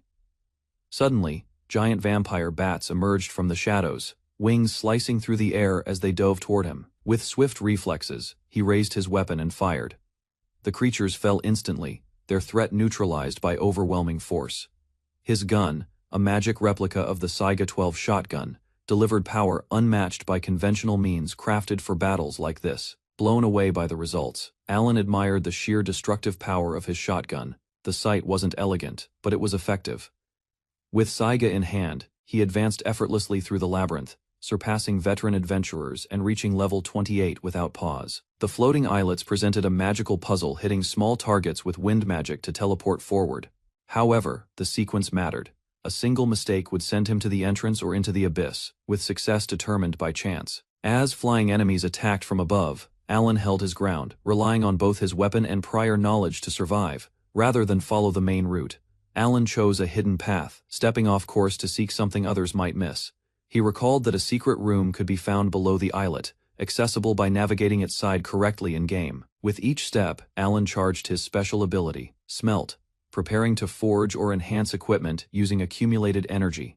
Inside the chamber, he discovered a rare treasure, 2 substitute rings, capable of reviving the wearer once after death. Knowing their in-game roles, Alan took both without hesitation, planning to equip one immediately and save the other for later. Standing before the final door, Alan prepared himself. With a substitute ring equipped, he had no reason to stall any longer. Inside the dark chamber, he faced the last guardian of the labyrinth, a towering figure waiting in silence. The enemy revealed itself as the Blizzard Phoenix, a powerful creature of ice and flight. Without warning, the beast launched its assault, sending freezing winds and shimmering feathers crashing forward. Anticipating the ambush, Alan activated a protective barrier through his smelted shield, ready for the decisive clash just as the game had taught him. Dodging the first strike, Alan kept his distance. He knew that surviving the opening attack was key to the fight. From there, he unleashed a rapid combination of concealment and gunfire, attempting to wear the Phoenix down with precision shots.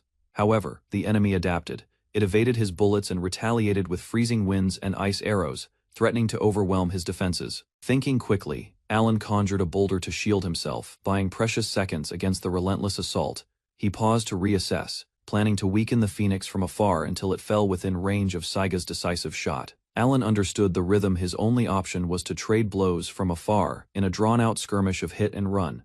He swiftly evaded incoming strikes, generating another boulder for cover before sliding behind it to avoid the ice barrage. Using the boulder as a shield, he waited patiently for the blizzard to subside, conserving energy and assessing the enemy's movement. Once the assault paused, Alan resumed the cycle attack, concealment, retreat, then new shelter. Each action timed with practiced precision. Just as he neared his opportunity, the Phoenix shifted tactics, unleashing a freezing storm that engulfed everything in its path. Seeing the Blizzard Phoenix plummet, Alan seized the chance. He rushed forward, ready to deliver a final, close-range shot, but as he sprinted, his footing gave out. The slick, icy ground caused him to slip uncontrollably. Panic set in. He shouted in vain. Realizing he couldn't stop in time, the falling beast hurtled toward him. With a violent crash, the Phoenix slammed into the ground just inches away, throwing up ice and debris. Alan landed hard but unharmed. The Phoenix was down, motionless. He caught his breath, aware how narrowly he'd escaped death. Knowing the danger wasn't over, Alan prepared to end the fight properly before the Phoenix could recover its strength. He approached the fallen creature, shivering as he examined its body. The intense cold seeped through the feathers and ground. To his surprise, the feathers didn't melt when removed. Carefully, he began collecting the tail and wing feathers one by one. Inside the treasure room, Alan found light bones worth harvesting and a sealed chest waiting to be opened. Though the legendary sword drew attention, it was the strange device tucked in the corner, the magic stone synthesizer, that truly intrigued him. Alan examined the small magic stones, intrigued by the synthesizer's ability to combine them into larger, more powerful forms. A visual explanation revealed the value in merging 16 small stones could create one rare high-grade gem worth far more. Realizing the profit margin, he devised a plan. Repeating dungeon runs and using synthesis would steadily increase his wealth. For now, he chose to remain low-key. Farming resources quietly, he vowed to hide the extent of his progress. Back in town, Alan blended in, easily returning to menial chores, all while hiding the strength he had just proven underground. Though he continued doing part-time work, Alan confirmed he would soon enroll in high school, balancing both paths carefully. He mentioned his recent promotion to D rank, noting it aligned with finally attending formal classes. Inside, his mentor encouraged him to complete a request that would push him to C rank, particularly to avoid being underestimated at school. Alan didn't seem concerned about ranks, but his master insisted the difference mattered for eligibility and reputation.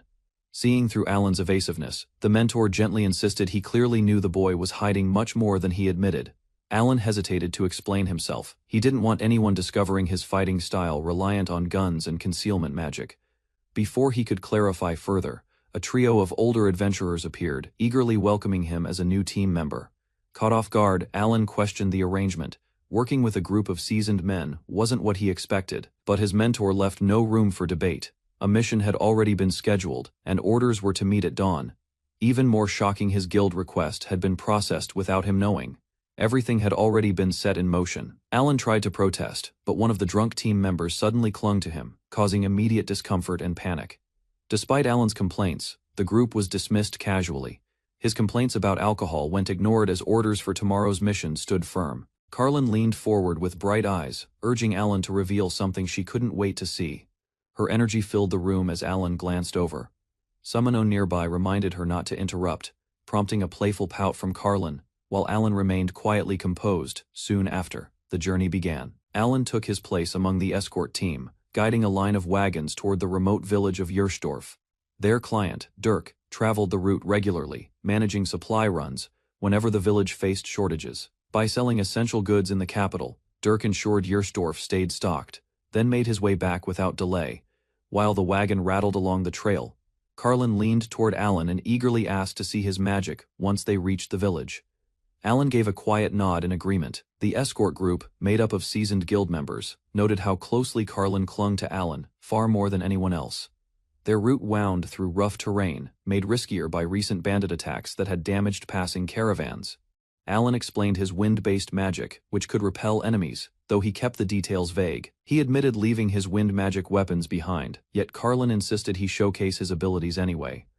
Alan revealed a compact weapon, his wind magic gun crafted in the image of a Makarov pistol, chosen for its concealability and quiet operation. Though confident in its effectiveness, he hesitated with a troubling thought. What if he ever had to use it on a person? The weight of that question lingered. Could he shoot someone who wasn't a monster, but a living human? Carlin noticed his unease and asked gently, snapping Alan out of his thoughts with a forced smile. With the path ahead, turning narrow and dangerous, the risk of bandits became very real.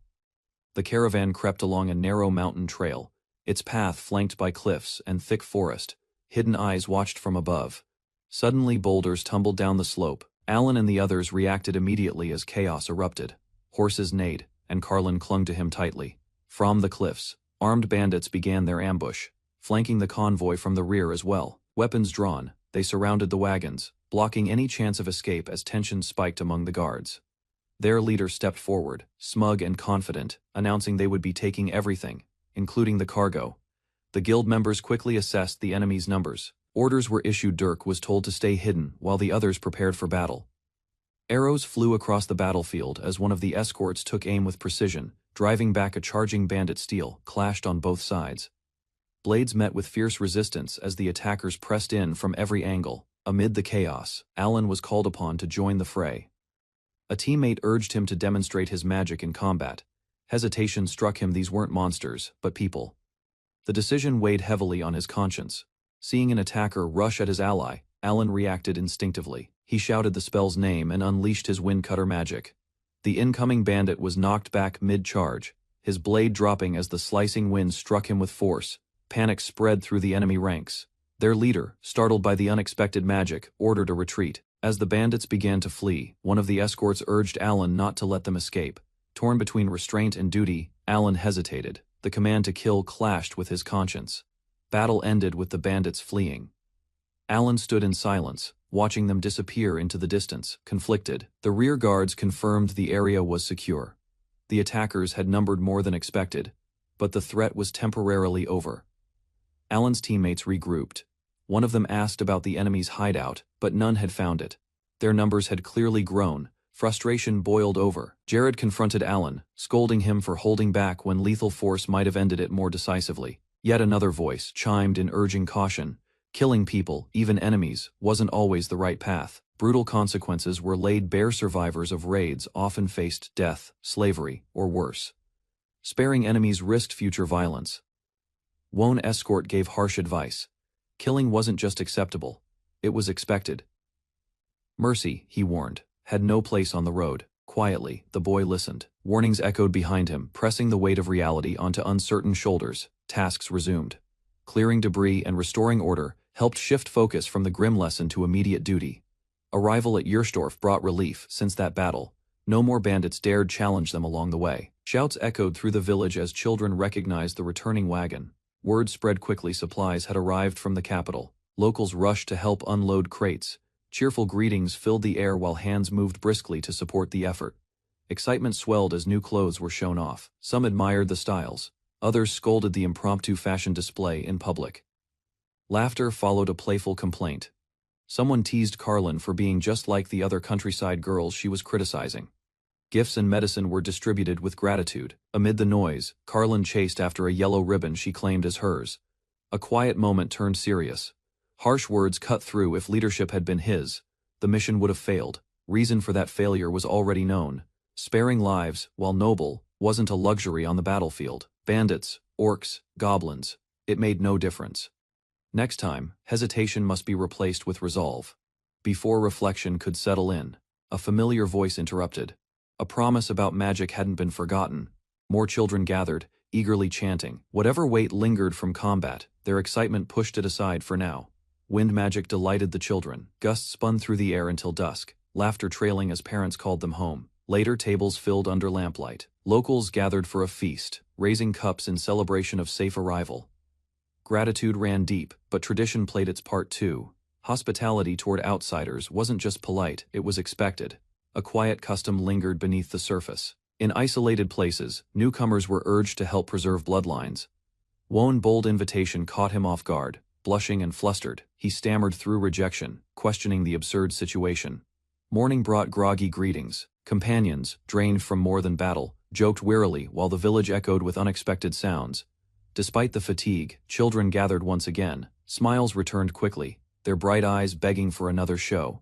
Suddenly, tension shifted. A panicked voice called out for the chief, urgency replacing joy. Shouts grew louder. A name pierced through Carlin. Fear gripped the room as realization struck. Stillness broke. Word hit like lightning. Carlin had vanished, abducted while no one noticed. Eyes widened. Hearts dropped. Calm was over. News of Carlin's abduction spreads through the town, casting a heavy silence. Alan hears the report and freezes in disbelief. At home, he stares at the younger children, his chest tightening. He recalls the moment they left the wall to gather crops. Now certain that was when it happened.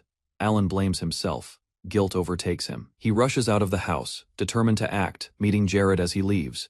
Tears mix with sweat as Alan shouts. He failed to stop the threat. He failed to kill them when he had the chance. Jared questions his resolve, urging caution.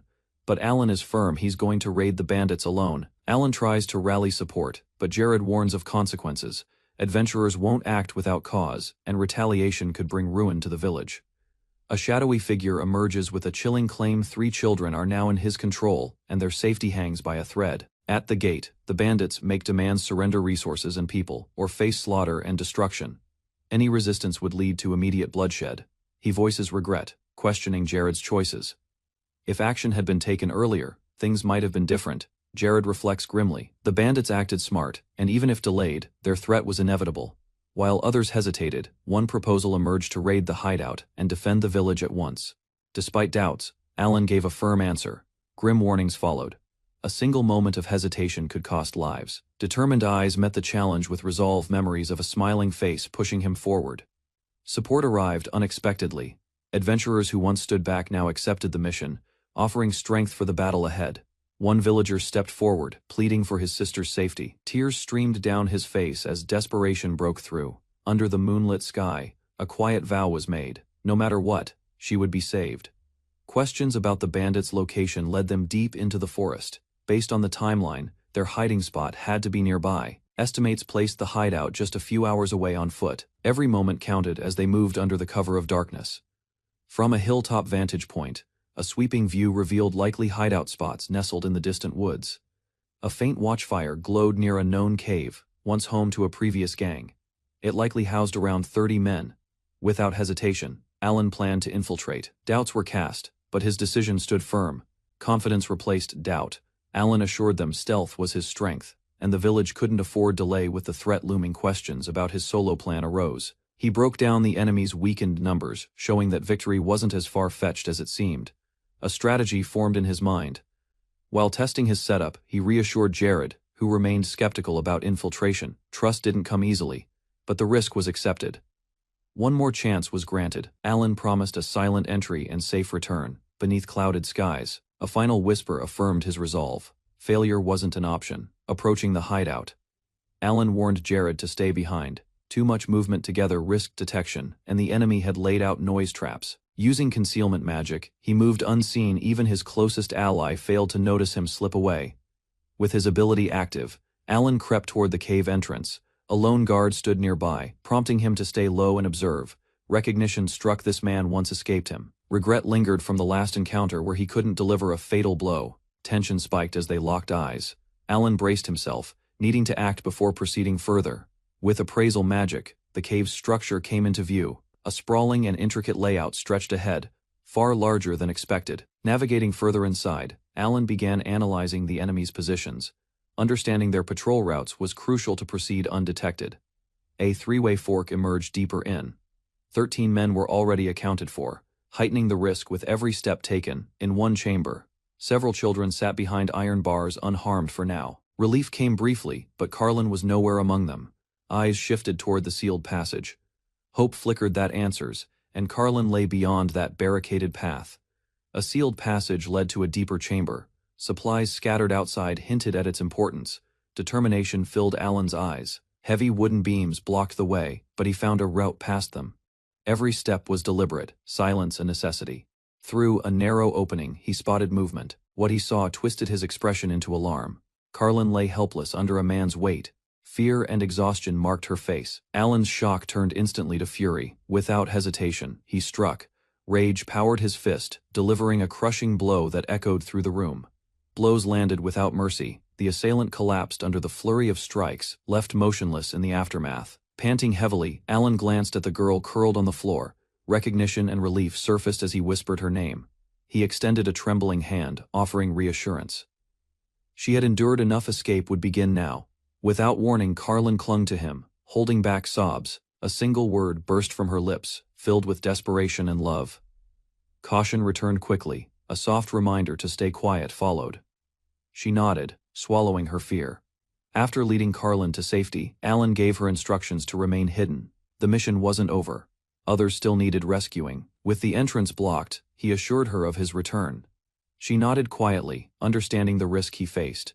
In concealment, he approached another room. A man sat alone, unaware.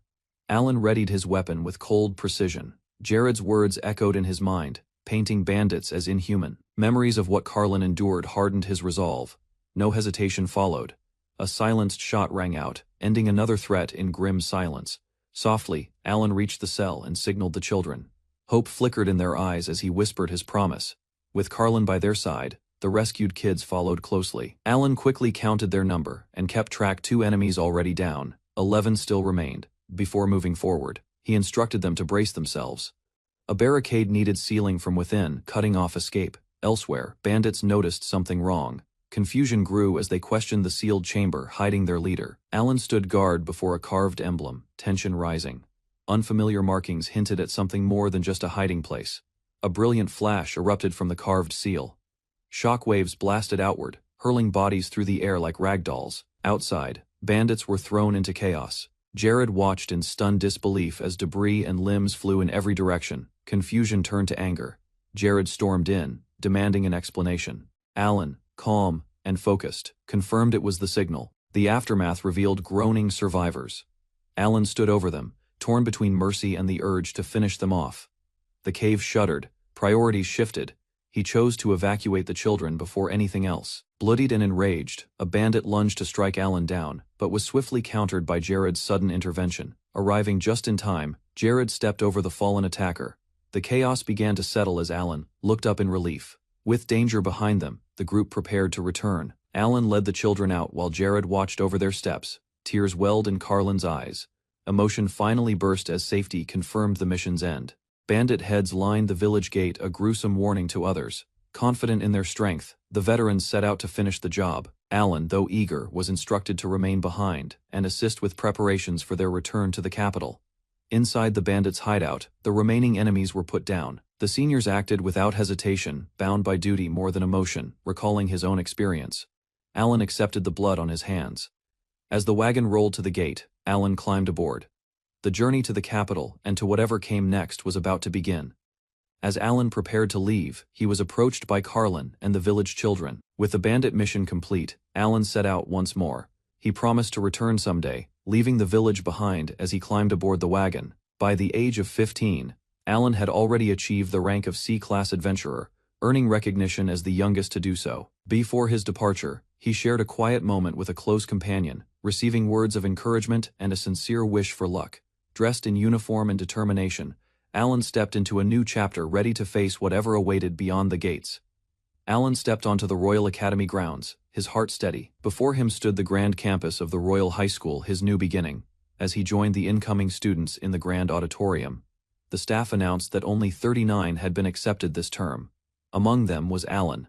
Despite hoping for Class B, Alan was assigned to class dominated by aristocrats. Knowing the rules, he understood that speaking out of turn as a commoner could cause problems. Surrounded by nobility, Alan kept his distance until a noble girl named Anastasia walked in, turning every head in the room. Among the noble students, one figure stood out.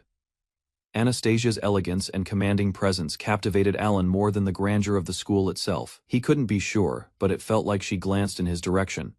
Around her were other elite students: Oscar, the refined heir of Wilmot, and Marcus, a brilliant scholar. More prestigious names filled the room: Leonardo, son of the Imperial Guard commander, and Claude, a royal prince gifted with divine strength. The nobles quickly noticed Alan. Their remarks made light of his commoner status, but he responded calmly, unfazed by their mockery. As another powerful student entered the hall, Alan's attention shifted.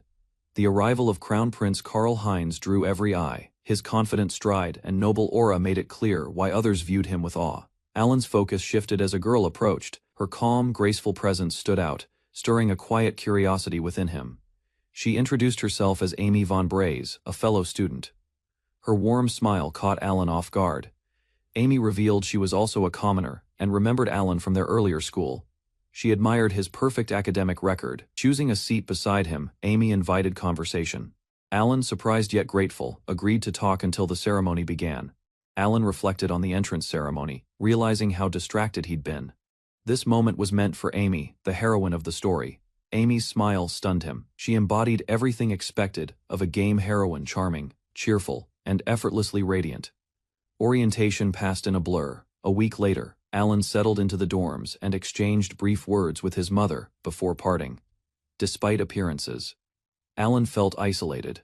No one spoke to him. Surrounded by nobles, he sat quietly, completely alone. Meanwhile, Amy walked confidently beside the crown prince, her story progressing while Alan remained a background character.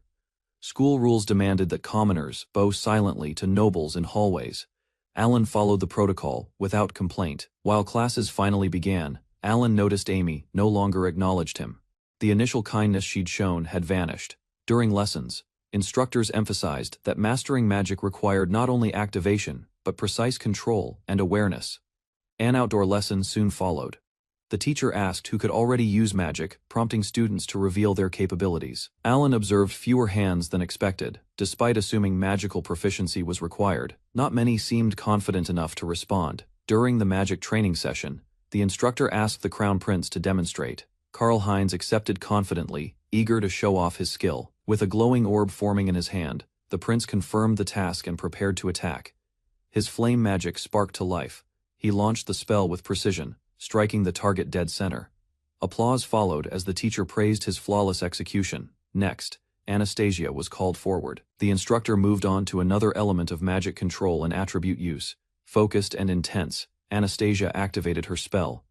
Her magic shimmered with power, drawing everyone's attention to her growing strength. Anastasia unleashed a powerful attack, destroying the reinforced target with ease. Her display left the audience stunned. The crown prince, humiliated by the comparison, shouted at her in frustration. His pride had been wounded in front of everyone. He claimed to have held back, accusing her of showing him up. Anastasia rejected his complaint without hesitation. Fueled by anger, the prince released an intense burst of magic, ignoring warnings. As the energy spiraled out of control, a violent explosion erupts during the practical exam, sending shockwaves through the arena. Amid the chaos, the crown prince recoils, while a resolute girl steps forward, hand raised, channeling a spell. In an instant, a towering wall of water rises, shielding the students from the oncoming blast. Screams echo as debris crashes against the magical barrier. Once the smoke clears, the prince is found collapsed, prompting a surge of panic among his peers. One student kneels beside him. Ami quickly begins treatment, her healing magic glowing softly. Concern tightens her brow. Regaining consciousness, the prince stares at his hand. Awestruck, his gaze drifts to Amy. Realization dawning, Amy reaches out with concern, checking the crown prince's condition as he regains full consciousness. Lowering her gaze, Amy blushes, revealing that her actions were motivated by loyalty to someone else. Her humility stands in contrast to the praise she receives. Meanwhile, others reflect on the outcome, relieved that the prince suffered only minor injuries. Quiet speculation begins had Amy truly altered the original course of events. Time passes, and the bond between Amy and the prince visibly strengthens. Their closeness deepens, yet jealousy festers. Whispers of her origins turn cruel, and Amy begins to face targeted bullying. Anastasia reappears at the academy, accompanied by girls once believed to have vanished after civil unrest. Their presence draws immediate attention. Confronting a group of students, Anastasia reprimands them harshly for gossiping, reminding them of their duties as nobles. Her stern tone silences them. Meanwhile, Amy quietly notices the shift in atmosphere. Feeling isolated, she wonders why her peers have started avoiding her. Behind closed doors, rumors spread further. Some accuse Amy of manipulating others through charm to gain favor with the prince and others. Observing the situation, one student reflects on how different Amy feels from the version he knew in the original game. Amy quietly endures her loneliness, reflecting on her position once a commoner, now thrown into aristocratic society, targeted by bullies and suspicion. Within the academy, factions have clearly formed. Anastasia leads one, the crown prince the other. Amy, however, stands alone with no allies. Despite this, Anastasia keeps hostilities at bay. Her own faction is small, but she restrains them from escalating the conflict. Meanwhile, the crown prince's side shows little affection for Amy. Though they accept her presence, their motives seem strategic rather than sincere. Even as others conspire to remove Anastasia, the crown prince remains fixated on Amy, ignoring his own fee entirely. Alan reflects under the shower, troubled by the prince's unchecked power and the corrupt nobility that surrounds him. He fears the kingdom may be heading toward ruin throughout. School life, Alan maintains a reserved stance. He avoids unnecessary interaction, observing both commoners and nobles from a distance. As exams conclude, a tense atmosphere settles over the academy. Summer arrives, but uncertainty lingers. Before the break, students are reminded to prepare for their upcoming independent study, an assignment that carries lasting consequences. Class rankings are revealed. Independent study will now determine student placement, sharpening the line between elite and ordinary. Anastasia approaches Alan, calling out to confirm his name. Her direct manner catches him off guard, but he responds respectfully. Rather than looking down on him, she praises Alan's academic performance, impressed by his humility, despite being a top scorer as a commoner. Learning of his adventuring experience, she acknowledges his skills and promises to send a messenger with further instructions.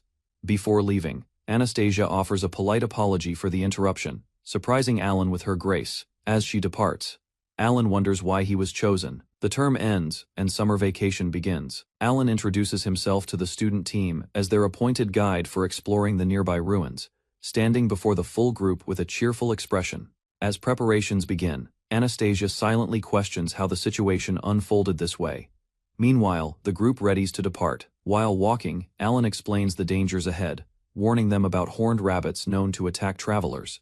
The request came directly from Anastasia, one he couldn't refuse. Two confident students boast of their training, certain they won't be harmed by mere beasts. Others joke casually about hunting and cooking the creatures, brushing off the warning with arrogance. Jokes and teasing fly among the group, with Marcus making fun of another's cooking skills. Some students laugh, while others grow increasingly tired. Ami's kind gesture toward Alan sparks a playful argument. Several boys compete over who she belongs to, ignoring her clear discomfort. Anastasia observes silently, unimpressed by the escalating commotion. The situation threatens to break into a fight until she intervenes with a cold stare. Soon, the crown prince reminds everyone to pick up the pace, citing royal expectations. Tension breaks as the group regains focus.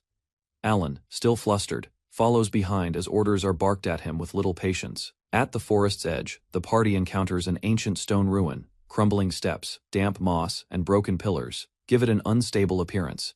Ascending the stairs proves difficult as the surface becomes slick and uneven. Several members lose balance, forcing others to slow their pace and offer support. Observing the situation, the protagonist realizes the scenario has already shifted. A glowing stone provides limited light, revealing ancient walls and confined pathways stretching deeper underground. Subtle changes in mood emerge, while the protagonist remains alert, aware that even minor deviations could reshape the unfolding fate. Inside the glowing ruin, the light reflects off the walls and draws everyone's attention. Questions about danger surface as the group recalls the ruin's past. Doubt spreads when nothing appears as expected. Tension rises briefly as frustration is directed toward the empty result of the exploration. Walking deeper, the group confirms the chamber holds no threats. The air feels stale, and the room offers little of interest beyond bare stone. Further reflection reveals the truth of the place. Treasures once stored here were already taken during a prior examination, leaving only an empty ruin behind. The ruin. Noting how goblins once occupied a decaying structure so close to the royal capital, Amy suddenly steps aside, crouching near the wall as if she sensed something unusual. At the same time, the protagonist recalls a familiar spot from the original scenario and feels certain they have reached a key area. Alan, the red-haired young man, looks impatient as complaints about the smell and layout spread through the group. Amy remains thoughtful, staring ahead in silence, realizes her curiosity has been sparked, suggesting that this ruin still holds meaning beyond what appears on the surface.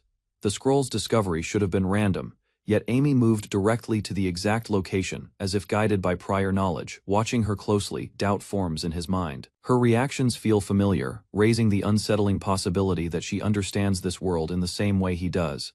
Outside the ruin, the group regathers while remaining alert. Confidence from the escorts keeps everyone calm as they begin preparing to leave the area safely. Alan appears uneasy, glancing back at the ruin as if something still feels unresolved before departing. Amy acknowledges the successful exploration with quiet satisfaction. He realizes the world is slowly changing. As expected, hostility fades, events shift, and the group calmly prepares to return. Anastasia approached Alan with a calm yet firm request. She needed him to accompany her the next day. Though surprised, Alan accepted her invitation without hesitation. After completing an exploration of an ancient ruin, Alan was once again summoned by Anastasia, the encounter marking a new turn in their connection. Arriving early at the front gate of the school, Alan waited silently, the atmosphere tense with expectation. A carriage appeared before him, its presence signaling the beginning of an important journey. Through the window, Anastasia watched him. As the carriage door opened, Alan stood ready, uncertain, but willing to follow her wherever this path led. Anastasia stepped down from the carriage with confidence, offering a brief apology for the delay. Alan responded with composure, assuring her that he hadn't waited long. She quickly shifted the mood and instructed him to board. Attempting to take the driver's seat, Alan was gently corrected and redirected inside the carriage. As the carriage rolled through the busy streets, she expressed gratitude for Alan's assistance during their previous outing. Seated across from her, Alan listened carefully as Anastasia explained their next destination, a visit to gather insight from experts for an important report. Anastasia explained her plans to consult specialists versed in the labyrinth's history and the recently discovered ruin. Alan was taken aback by the depth of preparation. She reminded him that such thoroughness was expected at her level, even if unfamiliar to commoners. The report they were preparing wasn't trivial. It would be presented before royalty and noble heirs from multiple nations. Determined to ensure accuracy, Anastasia emphasized the importance of gathering expert insight for their country's future diplomacy.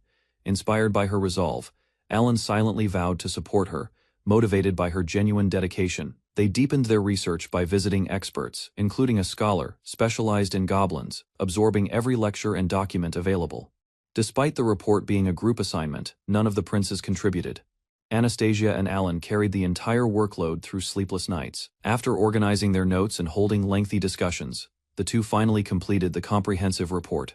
However, the report's length drew complaints.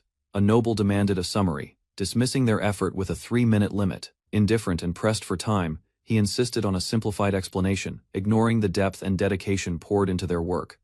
Alan admitted that reading dense reports on the spot was inconvenient, offering a casual excuse to delay deeper engagement. Anastasia, visibly displeased, reminded him they were equals, not subordinates. His dismissive tone didn't go unnoticed. Despite the tension, Alan delivered a simplified version of the report, carefully highlighting its key findings in a way the prince could easily digest. The crown prince gave a brief compliment before walking away, leaving Alan in silent reflection. Though frustrated, Anastasia apologized for the prince's attitude, asking Alan to stay patient in the face of arrogance. A shadow passed over her expression, distant, resigned. It struck Alan like a blow. She looked as though she'd given up entirely. That moment revealed more than words. She seemed like someone who had accepted her role as a tool in a political game, bound by duty. News of the report's quality spread quickly, earning approval from teachers and officials alike. While praise poured onto the prince, Alan was labeled as an idle bystander, despite doing most of the work, staring out the window. Alan muttered a plan once winter came. He'd end this charade himself.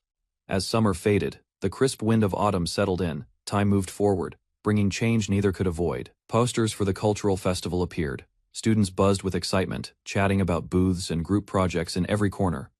Participation was mandatory. While Alan had his own plan, he also kept an eye on certain people, expecting something to go wrong.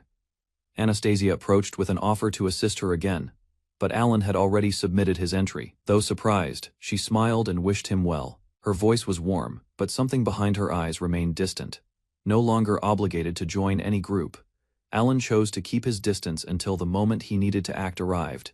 Hidden by a concealment spell, he quietly observed the preparations. Amy naturally took charge while others followed her lead. As feared, Anastasia stood isolated, ignored as the group favored Amy's suggestions and presence. Instead of being treated as a partner, she was asked to serve tea, her talents overlooked, her voice dismissed. Amy's tone was patronizing, her smile smug. She assumed Anastasia had nothing better to do than serve those who excluded her. While Anastasia remained behind, the others, including Amy and the prince, strolled off to enjoy tea in the garden. Left alone, she insisted she'd drink the tea herself. Their dismissal didn't go unnoticed, but she endured it in silence. Amy returned, questioning her presence with a sharp smile. Her tone suggested Anastasia's efforts were meaningless. With a smug expression, Amy mocked her composure and warned that Carl would grow tired of her cold demeanor. She claimed the nation too, longed for a more graceful queen, someone charming, agreeable, and nothing like Anastasia. Amy leaned closer with a mocking grin, urging Anastasia to smile, pretending concern while ridiculing her dignity. Behind the facade, tension thickened. Amy's words stung, and Alan, watching from afar, recognized how the situation had veered off the original game's path. A reminder of hierarchy was quickly thrown at Anastasia. Fellow students used social rank to silence her, rejecting the idea of equality. She countered, pointing out Amy's hypocrisy. Her actions with Carl weren't innocent either. The confrontation escalated. When insults turned personal, Anastasia rose. Alan rushed in, unable to stay silent any longer. Prince Carl burst in, siding with Amy without hesitation. He scolded Anastasia, claiming she had no right to challenge Amy. With finality, he ended the discussion and dismissed her. No room for argument, his decision was made. Left behind, Anastasia quietly gathered documents and materials. No words of protest escaped her lips. In the corridor, Amy confronted her with a venomous smirk, mocking her loss, the engagement, the prince, everything now out of reach. As she walked away, Amy's parting words struck deep. Serves you right. It wasn't victory, it was cruelty. A sudden slap echoed in the hallway. Anastasia's face stung with shock as Amy stepped back, satisfied with the blow. Before the tension escalated further, Alan appeared. With light sarcasm, he cut in, pretending not to notice the hostility. Ignoring the sting, Anastasia turned to Amy. Her voice steady, she reminded her rival of the prince's status and the responsibility that came with it. She spoke with conviction. Amy's conduct disrespected nobility. Alan backed her up, eyes sharp with silent judgment. Left stunned, Amy muttered in disbelief. A background nobody had just undermined her control, and she couldn't understand how. Alan realized the incident's timing had changed. The slap, once a key turning point in the game's collapse, had been avoided, despite his experience. This shift was unfamiliar, even in extra mode. This wasn't expected. He confirmed Amy was another reincarnator. Her actions could lead to the city's downfall. He resolved to stop her. Amy introduced herself with pride, claiming the title of the world's chosen heroine. Life had not always been so grand. After a harsh accident left her unconscious, memories from another world began flooding back into her mind. She soon recognized her surroundings, a perfect replica of the Otome game she once adored. In her former life, Amy had been a lonely girl, neglected by classmates, and consumed by fantasy. A fatal accident had ended that bleak reality. Now, she saw this new world as a gift, a reset. Reborn within the game's narrative, Amy embraced her second chance as the true heroine. Amy and her mother were welcomed into the Bray's Baron household. The truth of her bloodline emerged. She was the Baron's illegitimate daughter. Overcome with excitement, Amy believed her future was secured. Lavish gowns, a castle life, and attention from charming suitors felt within reach. Determined to follow the game's romance path, she entered high school with high expectations. News spread quickly. Commoners had ranked at the top of the entrance exams. Nobles grew suspicious and requested background investigations. Alan, the second-place student, had endured poverty and hardship. Meanwhile, Amy, now third, was noted for her healing gift and noble connection. Suspicion grew among the nobles regarding Alan's background, Despite being a commoner, he had achieved unusually high exam scores and attracted attention. The possibility of foreign influence or political manipulation surfaced. Rather than act hastily, the ducal family decided to observe him for now. During the entrance ceremony, new students began to take their seats. Formality filled the hall as the school year officially began. Alan's appearance raised quiet concern. Though unremarkable, at first glance, his presence drew a calculating stare from one of the nobles. Determined to protect the prince, the girl grew wary. The seemingly harmless student might not be ordinary after all. Some students recognized Alan from the commoner's school. His academic brilliance had been known, though few expected to see him here. Amy approached him boldly, asking to sit beside him. While outwardly friendly, she quickly judged him too dull to be useful romantically.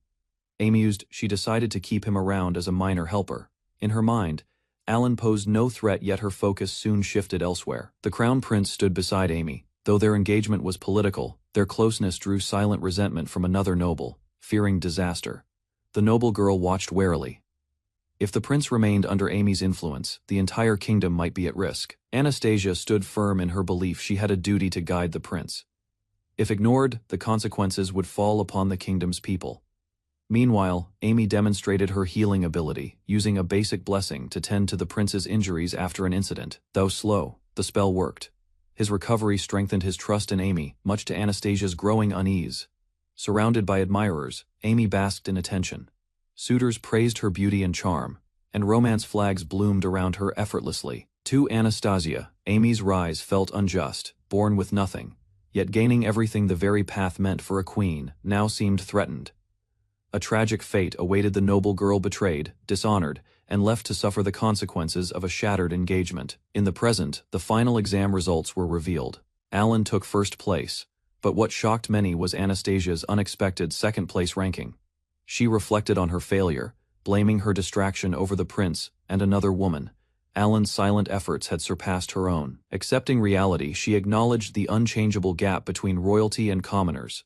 Determined to move forward, she focused on her studies and summer research. Upon inspection, the group realized the appraisal scroll had vanished. Alarmed by the implications, they decided to retreat immediately. Ami's expression brightened with realization, understanding the situation aligned with a key element of the game's higher difficulty. Anastasia acknowledged the challenge calmly. As an experienced player, she accepted the scroll's absence and felt reassured in having invited Alan along. She observed Alan's confident leadership. His past struggles had forged his wisdom, making him an invaluable guide. Grateful for his continued support, she invited him to accompany her again, recognizing his unexpected strength since their first encounter. Amy casually observed Alan from afar, noting his growing rapport with Anastasia and his diligence in handling reports. Confident in her plans, she envisioned a future where, after removing the villainess, Alan would become her loyal subordinate. Meanwhile, Anastasia reaffirmed her impression Alan's brilliance was unmistakable and continued to exceed expectations. Their exchanges became intellectually stimulating. Though once inexperienced, Alan now contributed sharp insights. This progress brought Anastasia genuine delight. Caught smiling, she dismissed his concern with a quiet reassurance, concealing her stirring emotions beneath composed words. Alan sat apart, isolated as always. Surrounded by nobles, his position as a commoner made the academy's environment feel suffocating. Anastasia considered how she could reach out. The upcoming cultural festival sparked an idea, perhaps inviting him would help. However, when she approached, Alan had already submitted his own application, leaving her offer unnecessary. She acknowledged the outcome without protest, masking her surprise behind composed words and quiet acceptance. Though slightly disappointed, she shifted focus to the event itself, choosing instead to look forward to what the festival might bring. Amy confronted another student, hiding her disdain behind etiquette. Despite their equal status as classmates, she reminded her of the unspoken social divide. Tensions escalated as Anastasia challenged Amy's behavior. Accusations flew, sparking a heated argument just as Amy neared her goal. In a moment of provocation, Anastasia lost her composure. As she raised her voice, Carl intervened, demanding an explanation. He dismissed Amy's excuses and urged her to leave. Though Amy masked it with a smile, her plan had misfired slightly. Undeterred, she decided to push forward, eager to finish what she started. Amy confronted Anastasia with a cold smile, mocking her loss with a cruel question about her stolen fiancé. Her words dripped with malice. Without remorse, she sneered, claiming that Anastasia deserved the humiliation. Provoking further, she challenged Anastasia to retaliate, promising to repay her anger many times over, eager to escalate the conflict. Just as tension peaked, a loud sneeze interrupted them, cutting through the charged moment unexpectedly. Alan's sudden appearance stunned both girls. While Anastasia questioned his timing, Amy's scowl deepened, her plans once again disrupted by the same mob. Stepping aside, Alan's presence diffused the moment. But Amy's clenched expression revealed her fury victory had slipped from her grasp. A reminder rang out: His Highness wasn't someone to be toyed with. Regardless of personal ambition or jealousy, insults flared in response. Decorum shattered as accusations and titles flew. Yet only one walked away with dignity intact. Footsteps echoed down the hallway. No retaliation came, just silent retreat and unspoken thoughts. Alone in her room, regret flickered. A reckless outburst back then might have caused damage beyond repair. Control, this time, had prevailed. Moonlight filtered through the window. She stood still, reflecting on the day. A quiet thought surfaced: someone had protected her. Alan prepares for flight during the cultural festival, checking his gear as the aircraft lifts off. Later, he carefully secures a large package, noting the perfect temperature for transport. Every detail has been calculated. Freshness must be preserved. Crowds begin pouring into the bustling festival grounds. Among the attractions, a themed cafe draws attention, blending entertainment with student effort. Inside, Anastasia stands poised while Margaret informs her that preparations are complete. Anastasia agrees to explore the exhibits. They walk through the grounds, scanning the area. Following directions from the committee, they approach the next location, eyes catching movement ahead. At a bustling stall, a student enthusiastically promoted roasted orc meat, drawing attention with its unusual presentation. Margaret, intrigued by the aroma, struggled to hide her appetite. Anastasia observed her reaction and noted her familiarity with the dish, which was considered a specialty in her homeland. Despite its appeal, many students hesitated. The concept of eating monster meat unsettled them, even as curiosity lingered in their eyes. Sensing Margaret's interest, Anastasia asked her to accompany her elsewhere, a quiet determination behind her smile. Meanwhile, the vendor questioned if nobles found the display distasteful. He'd left the orc whole to attract attention, but few dared approach. While savoring his own dish, Alan admitted he set up the stall just to enjoy orc meat himself. He planned to deliver leftovers to the guild later. Unexpectedly, Anastasia arrived with Margaret and requested a skewer. Alan straightened up in surprise, unprepared for their sudden interest. As he asked about Margaret, Anastasia introduced her proudly. Margaret confirmed her identity, standing confidently beside her friend. Margaret requested her own skewer, mentioning her high standards when it came to orc cuisine. Her expression was earnest. Examining the meat, she asked its origin.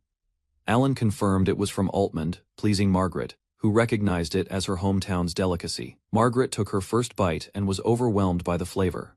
The texture was crisp yet tender, seasoned only with salt, making every bite unforgettable. Anastasia questioned the source of the premium meat. Margaret admired the quality and affordability, noting how perfectly it had been prepared. Alan responded vaguely, hinting at a secret method of acquisition.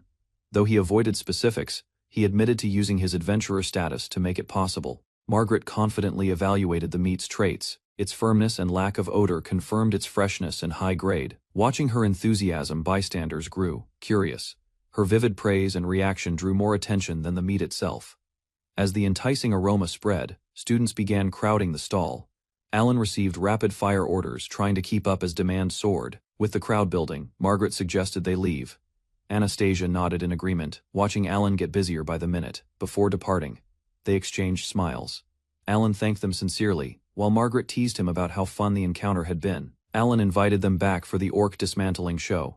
Margaret declined, but Anastasia, curious, entertained the idea briefly. Despite the rush, Alan still wondered about Anastasia's group. He planned to visit them once the afternoon slowed down. Thanks to the crowd drawn by Anastasia and Margaret, Alan managed to sell out by morning. With the shop closed, he decided to explore the festival. His first stop was the exhibit hosted by Anastasia's group. Curious, and with time to spare, he stepped inside. Surprisingly, the room was empty. There was no receptionist, and the displays stood unattended. He skimmed through the exhibition, which depicted a commoner's diet in the royal capital, an elaborate spread labeled as typical meals. The descriptions painted an idealized view: children fed well, meals rich with vegetables and meat. Alan silently questioned its accuracy. Alan reviewed the remaining displays, noting their polished presentation of education and safety.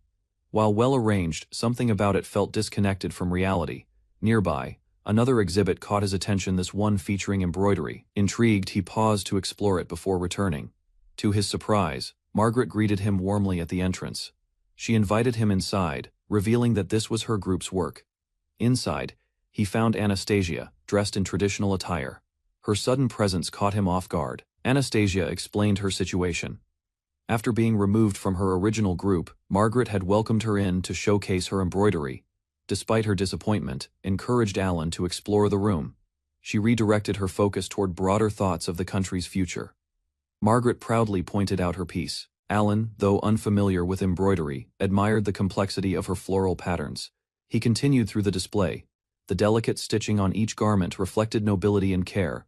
All of it beautifully done. She revealed another piece, Anastasia's. Its simple charm stood out, depicting a plate with fruit and dessert. Alan chuckled, admitting he got hungry just looking at it. The scene drew smiles all around. Caught off guard by the compliment, she lowered her gaze, cheeks flushed with emotion. A quiet icy escaped her lips. He quickly tried to rephrase his words, flustered by how strange they had sounded. She nodded, still unsure how to respond. Margaret reminded them it was nearly time to head for the auditorium. A sense of closure settled over the group. Before leaving, she grew self-conscious about her chosen artwork. Embarrassed, it revealed her sweet tooth. He thanked them and quietly took his leave. Inside the auditorium, the cultural festival's final results were about to be revealed. Anticipation filled the air. Crown Prince Karl-Heinz and his group presented their award-winning exhibit. Their focus was the poor, portrayed through interviews and staged visuals. As they accepted the award, the prince credited the idea to Amy, smiling for the crowd while expressing gratitude. Alan remained still, his gaze fixed on a plate of untouched food, intended to depict poverty. It had likely been discarded without thought. Disappointment sank in.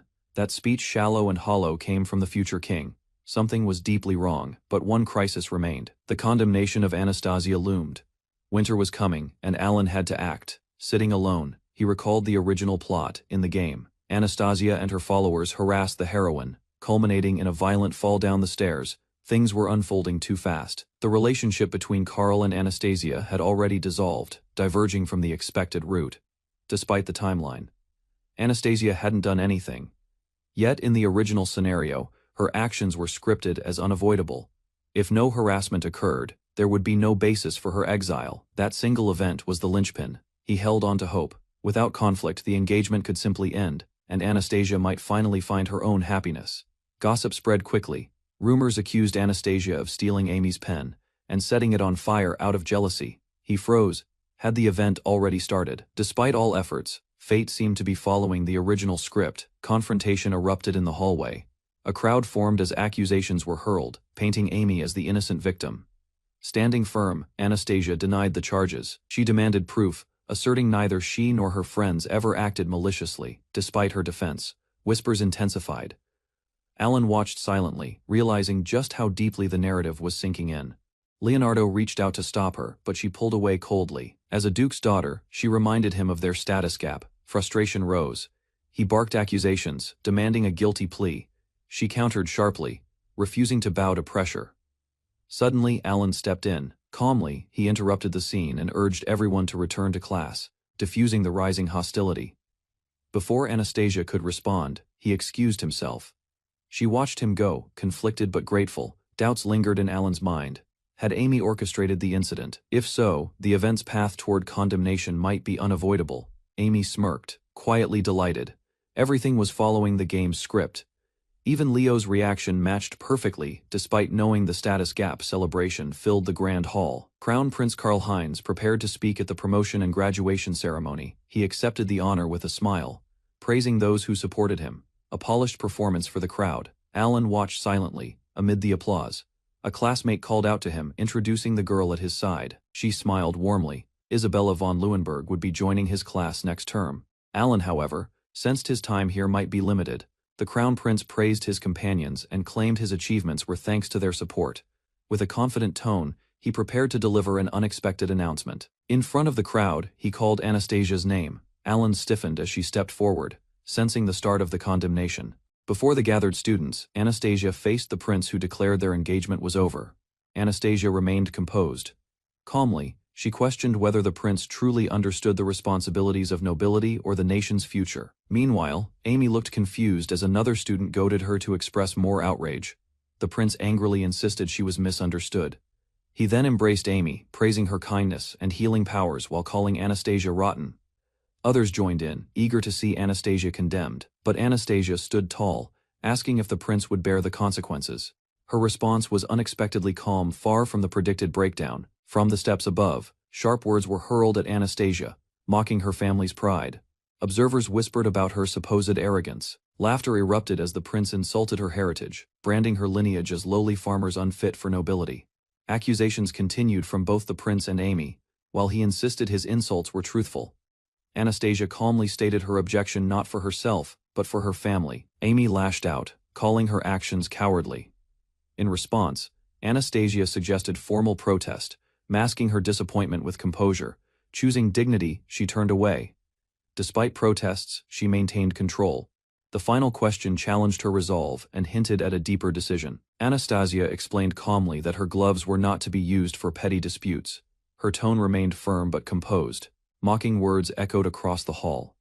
The prince ridiculed her family's honor, claiming even her father failed in raising her. His arrogance stirred whispers from nearby nobles. Anastasia considered whether a duel was what he truly wanted, silently weighing her next step. She walked forward with unwavering resolve, ignoring Amy's jeers. Her silence held more power than any insult thrown at her. Finally, she cast the glove toward Amy's feet. The hall fell silent as the challenge was unmistakably made. Amy grinned with glee, convinced that Anastasia's defeat was certain. She saw the glove fall and misread the situation as a win. Rather than retaliating with emotion, Anastasia calmly questioned the insults thrown at her, unfazed by the provocation. Confusion spread as a duel was announced. Some students suspected Amy of orchestrating the setup.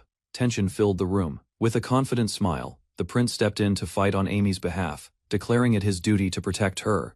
Anastasia challenged the hypocrisy. Though he claimed to defend Amy, it was clear who had initiated the duel. Support for Amy surged, with multiple students volunteering to represent her. Pressure mounted as Anastasia was asked if anyone would fight for her.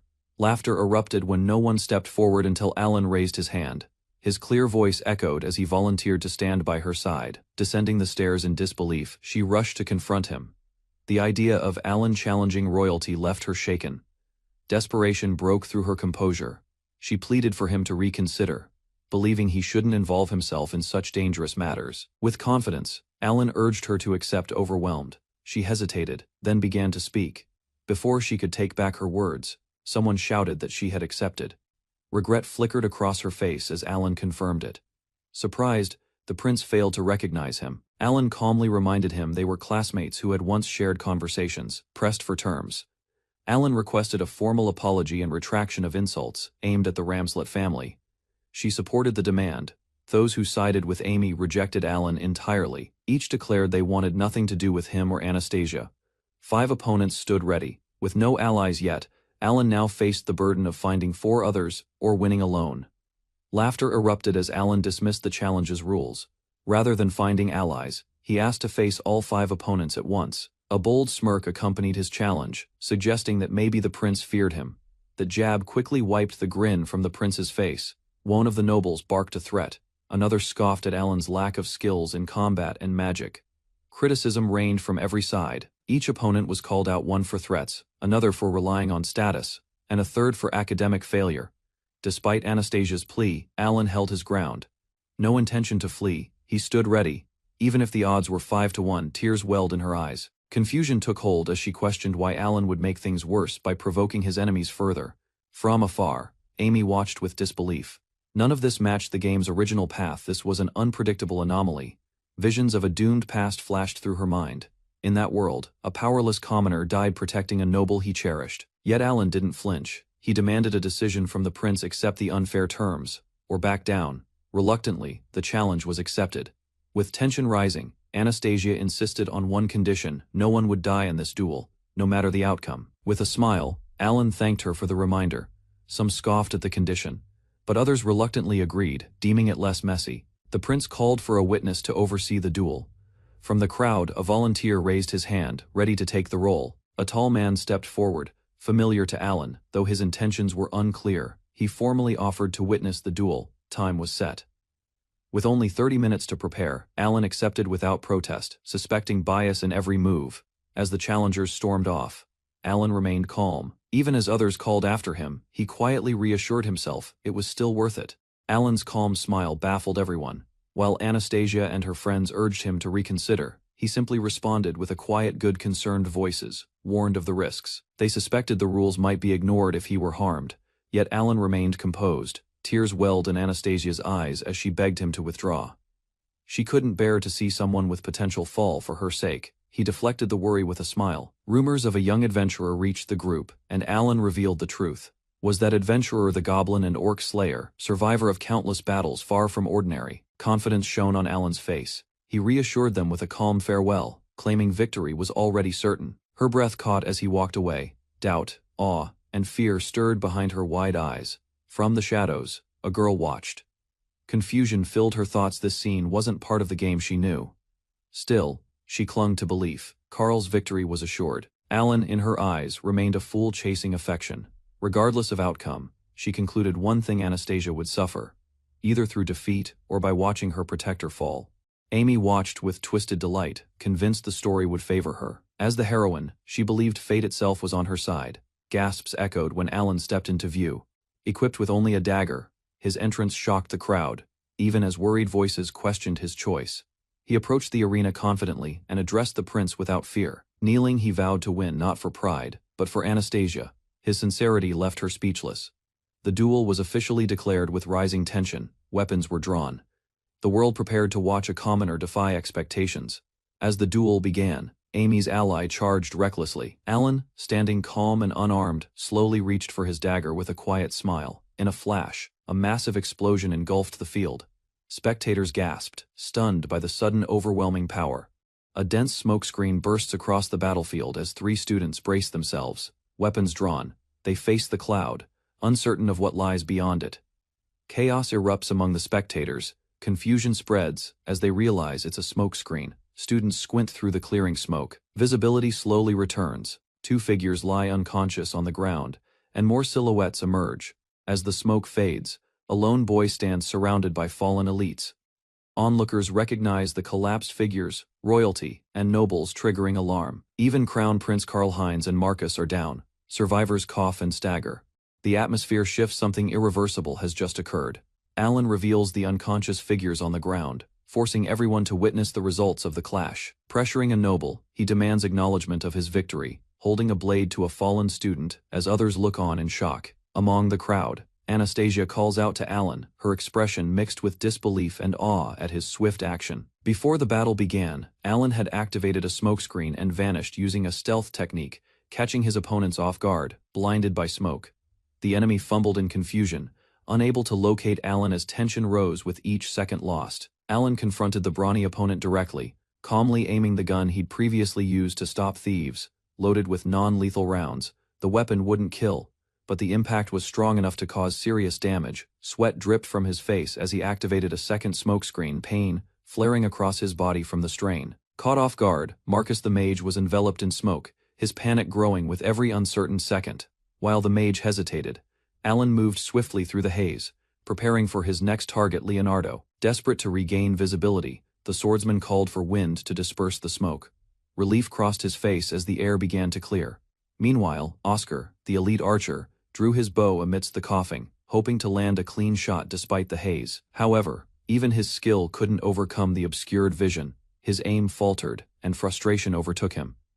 Crown Prince Karl-Heinz, a powerful offensive mage, scoured the battlefield, furious and accusing others while searching for Alan. The prince swung his sword recklessly through the smoke, forcing Alan to hold back, wary of harming nearby students. News spread across the field. Leonardo, Claude, and Oscar had all been defeated. Spectators stood stunned at the scene. Gasps echoed through the crowd. One girl, overwhelmed, could only repeat her disbelief as tension gripped the onlookers. Alan stood silently among the chaos. Names of legendary talents echoed in contrast, yet none had managed to stop him. Tears filled her eyes as she cried out. Her world, once predictable, now teetered on the edge of collapse. Conflicted, Anastasia called Alan's name. Her voice trembled with awe and fear, questioning what he truly was beneath the surface. Alan stood firm before the crowd, explaining how Oscar had yielded and how the others were already down. Only two opponents remained. Marcus and the Crown Prince, both central figures in the nation's future, lay unconscious. In the game's world, their political roles were irreplaceable. Faced with defeat, Marcus resorted to veiled threats. He warned Alan of the consequences, trying to invoke his family's influence. Alan questioned his motives calmly, pointing out how he always used status when cornered. His words struck deeper than any blow. With unwavering resolve, he reminded Marcus of the truth behind the duel and challenged him to recognize the real injustice. Marcus tried to justify his actions, claiming it was to protect Amy, but Alan swiftly exposed the baseless accusation.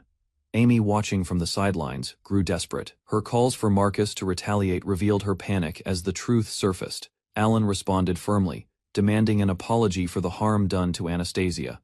His words condemned Marcus's short-sightedness and pride. Suddenly, Alan delivered a decisive blow. Marcus staggered backward, the slap echoing louder than any magic could have. Lying on the ground, Marcus was declared defeated. Alan stood tall, and the broken glasses symbolized the end of the confrontation. Shock spread across the crowd as students whispered the commoner had already defeated 4 noble elites in succession. Alan shifted focus to the final opponent. Crown Prince Karl-Heinz, though still standing, was visibly shaken and weakened. The prince, sweating and furious, accused Alan of using cowardly tactics and demanded a fair fight without tools. Unfazed, Alan responded with composure. He reminded the prince that it was he who had forced Anastasia into this public duel. Karl-Heinz tried to justify his actions, but Alan pressed on, exposing the baseless nature of the accusations against Anastasia. Alan raised his voice before the crowd, declaring the accusations against Anastasia to be entirely unfounded and baseless. He explained how Anastasia had only filed a fair complaint, revealing that she had done nothing deserving of blame. Prince Karl-Heinz attempted to deflect responsibility, muttering a weak protest, while others began to question the truth behind Amy's role. Frustration burst forth from the prince. He shouted at Alan, blaming his royal burden and societal expectations for his actions. His voice turned possessive and bitter. He confessed that Amy made him feel seen, his emotions twisting into obsession and delusion. Alan acknowledged that even the crown prince had been manipulated. Amy, with knowledge of the game's structure, had approached him strategically. He turned to Anastasia, praising her for her loyalty and strength. Despite the engagement, she had worked tirelessly for the kingdom. But the prince had neglected her, choosing to chase other women. Alan's accusation struck hard as the prince tried to shut him down. Defensive and emotional, the prince lashed out. He claimed royalty came with burdens, unlike the freedom commoners enjoyed. Amy retaliated, mocking Alan's ideals. She insisted if commoner life was so noble, they should both run away and live it. Alan described the harsh reality of his upbringing: dirty ditches, hard labor, stale food, and survival on mere scraps. He stepped forward with conviction, shouting for the prince to stop acting entitled and face the truth of others' suffering. Surrounded by fallen nobles, Alan stood alone in the arena as the crowd silently watched the confrontation unfold. With steady resolve, he reminded the prince of his duty. As future king, he should have acted for the people, not himself. The prince lowered his head, overwhelmed, realizing he had neglected both his position and Anastasia's devotion. Alan stood in silence as the atmosphere shifted. Anastasia approached, but neither spoke of what came next. He declared the duel over, his expression calm. She looked at him with concern as he turned away. From behind, the prince began casting forbidden magic. Anastasia recognized the spell unstable and far too dangerous. Fueled by desperation, the prince unleashed the attack. Alan remained unaware as the glowing orb surged toward him. With determination in his eyes, Alan summoned a swirling mass of energy, channeling every ounce of strength he had. Not far away, a girl observed the chaos unfolding. Doubt filled her mind. Her ice magic alone might not be fast or strong enough to contain the threat. Suddenly she cried out Alan's name. Fear etched across her face as his silhouette began to vanish behind the overwhelming surge of power. His opponent didn't flinch. With swift precision, a counterattack was unleashed, colliding violently with Alan's magic and hurling him backward. People scrambled for cover, and Alan's motionless body fell to the ground, battered and still. Alan exhaled, finally letting his guard down as the tension faded. A voice called out, snapping him back to the moment as attention shifted to him.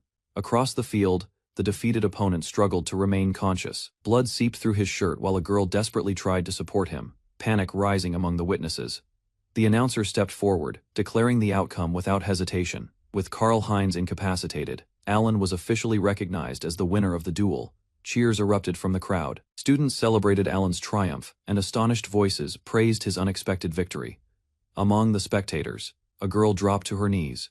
Her expression wavered, shocked, uncertain, and overwhelmed by the turn of events. Confusion clouded her expression as reality settled in. She struggled to grasp how everything had unraveled so quickly before her eyes. Kneeling in silence, she questioned her decisions. Despite believing she was the rightful protagonist, doubt crept into her heart. Meanwhile, Alan knelt before Anastasia, humbly offering his victory in her name, surrounded by stunned onlookers. Her response was gentle, mixed with surprise and appreciation. Though touched by his gesture, her mind wandered to deeper concerns. Even with chaos averted, Anastasia remained grounded. She focused not on triumph, but on the future of the country, and those who depended on her. Alan bowed respectfully before Anastasia and the others, offering heartfelt thanks for their support and guidance. Surprised by his sudden farewell, Anastasia and her companions called out, unable to hide their concern as he turned to leave. A nearby official stepped in, requesting confirmation to formally close the duel proceedings. The outcome was clear, but protocol still needed to be followed. Burdened by guilt, she acknowledged her responsibility, knowing she had started the duel and could not walk away from the aftermath. As she watched Alan from a distance, a mix of regret and quiet resolve stirred within her. Anastasia dashed through the hallways, her breath growing heavier with every step. Urgency drove her forward, pushing her to find answers. Memories of Alan's words echoed in her mind, confusion and frustration bubbled up. She couldn't understand why he had spoken as if it were a farewell. Upon entering his room, she froze. The space was empty, beds neatly arranged, chairs untouched. Turning to the nearby staff, she demanded to know Alan's whereabouts. Her voice wavered between anxiety and disbelief. The maid responded gently. The room had been vacant for some time. Alan had already prepared his departure, long before the duel had ended. Anastasia stood frozen in place as she caught a final glimpse of Alan among the crowd. His figure drifted farther away, silent and determined. Meanwhile, Alan returned to his modest home, weighed down by memories and bags. That evening, they sat together at the table. Alan confessed everything: the unfairness, the danger, and his decision to stand up for someone in need. His mother listened quietly, her expression calm. She hadn't expected this path, but accepted it without blame. With a gentle smile, she praised his courage. Though his future was uncertain, she saw how much her son had matured through it all. Worry clouded his thoughts. What had started as a school duel now involved nobles and royalty, a situation spiraling beyond a mere expulsion. A gentle voice broke the tension. She insisted he run if danger came, prioritizing his life over honor. Her concern cut through his guilt. Night settled in. The house grew quiet as he climbed to the loft, her words still fresh in his mind. Sleep didn't come easily. Doubts crept in. Could he protect her? Could he fix what had already gone so wrong? Eyes stared into the darkness above. He didn't want to lose what he had fought for. If trouble came, he had to be ready. Creaking steps echoed in the loft as his mother slowly climbed up. Both sat quietly under the moonlight. From the window, castle towers gleamed in the distance, visible like a lingering reminder of what had happened. Memories surfaced. She gently remarked how long it had been since they shared a moment like this, warmth returning to her voice, as she praised the strength she saw in him.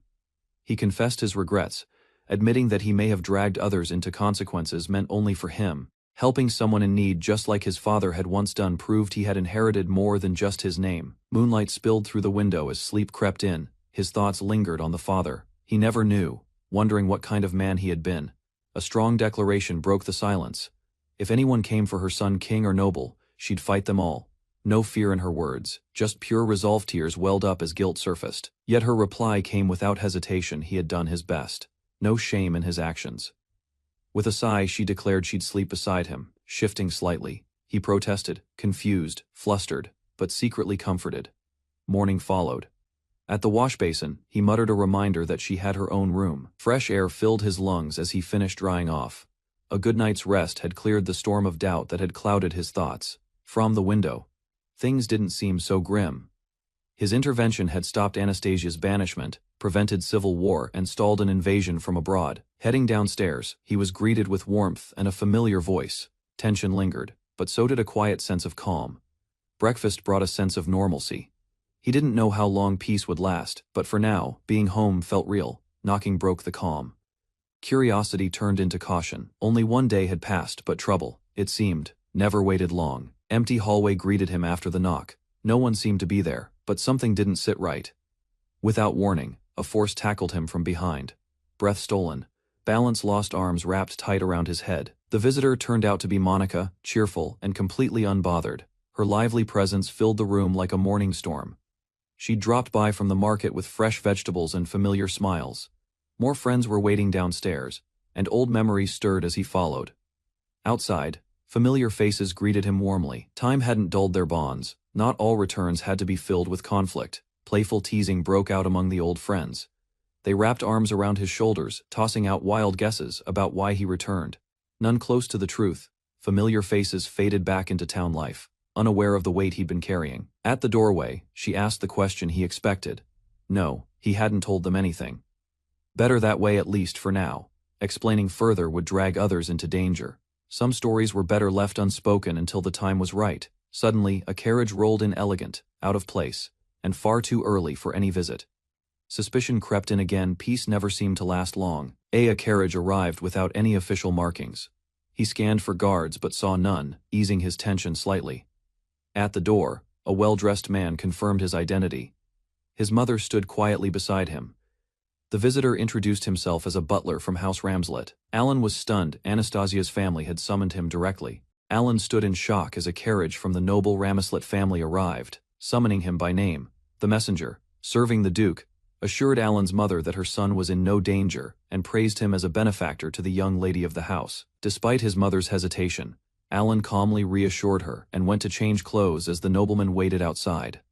Once ready, Alan departed in the carriage, its wheels echoing down the stone-paved street. Inside, Alan sat opposite the nobleman, quiet and composed as their journey toward the Duke's residence began.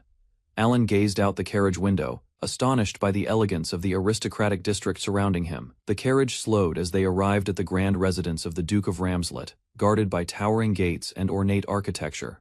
Inside, he was led to a lavish reception room, where a maid served him tea while he waited as instructed. Seated alone, Alan observed the refined surroundings, realizing the immense influence and status the Ramslet family held. With trembling hands, he steadied his breath and urged himself to stay composed for the meeting ahead. Inside the waiting room, Alan reflected on the crucial meeting ahead and pondered how much support he could gain from the Ramslet family. The door opened, and a large man with commanding presence entered, prompting Alan to straighten up. With a calm expression, the man greeted him and confirmed his identity, establishing familiarity. Alan respectfully introduced himself and accepted the offer to sit as the nobleman gestured toward the seat. Introducing himself as Gerhard, the head of the Ramslet dukedom, the man expressed regret for the sudden summons. Gerhard leaned back as he acknowledged Alan's role in aiding his daughter the day before. He offered sincere thanks, recognizing Alan's bold duel with royalty on behalf of his daughter. With a thoughtful pause, the Duke requested to ask questions, prompting Alan's surprise and polite agreement. Revealed he had investigated Alan's background, an adventurer famed for conquering the Goblin Labyrinth and known by a fearsome title. Listing Alan's achievements, he questioned the young man's motive for fighting such a risky duel, suspecting romantic interest in his daughter. Prepared for consequences, Alan explained his actions, expressing deep respect for Anastasia's perseverance. Acknowledging the gap in social standing, he still spoke firmly, aware of his own limitations. Gerhard questioned his decision, reminding him of the effort it took to reach his current position.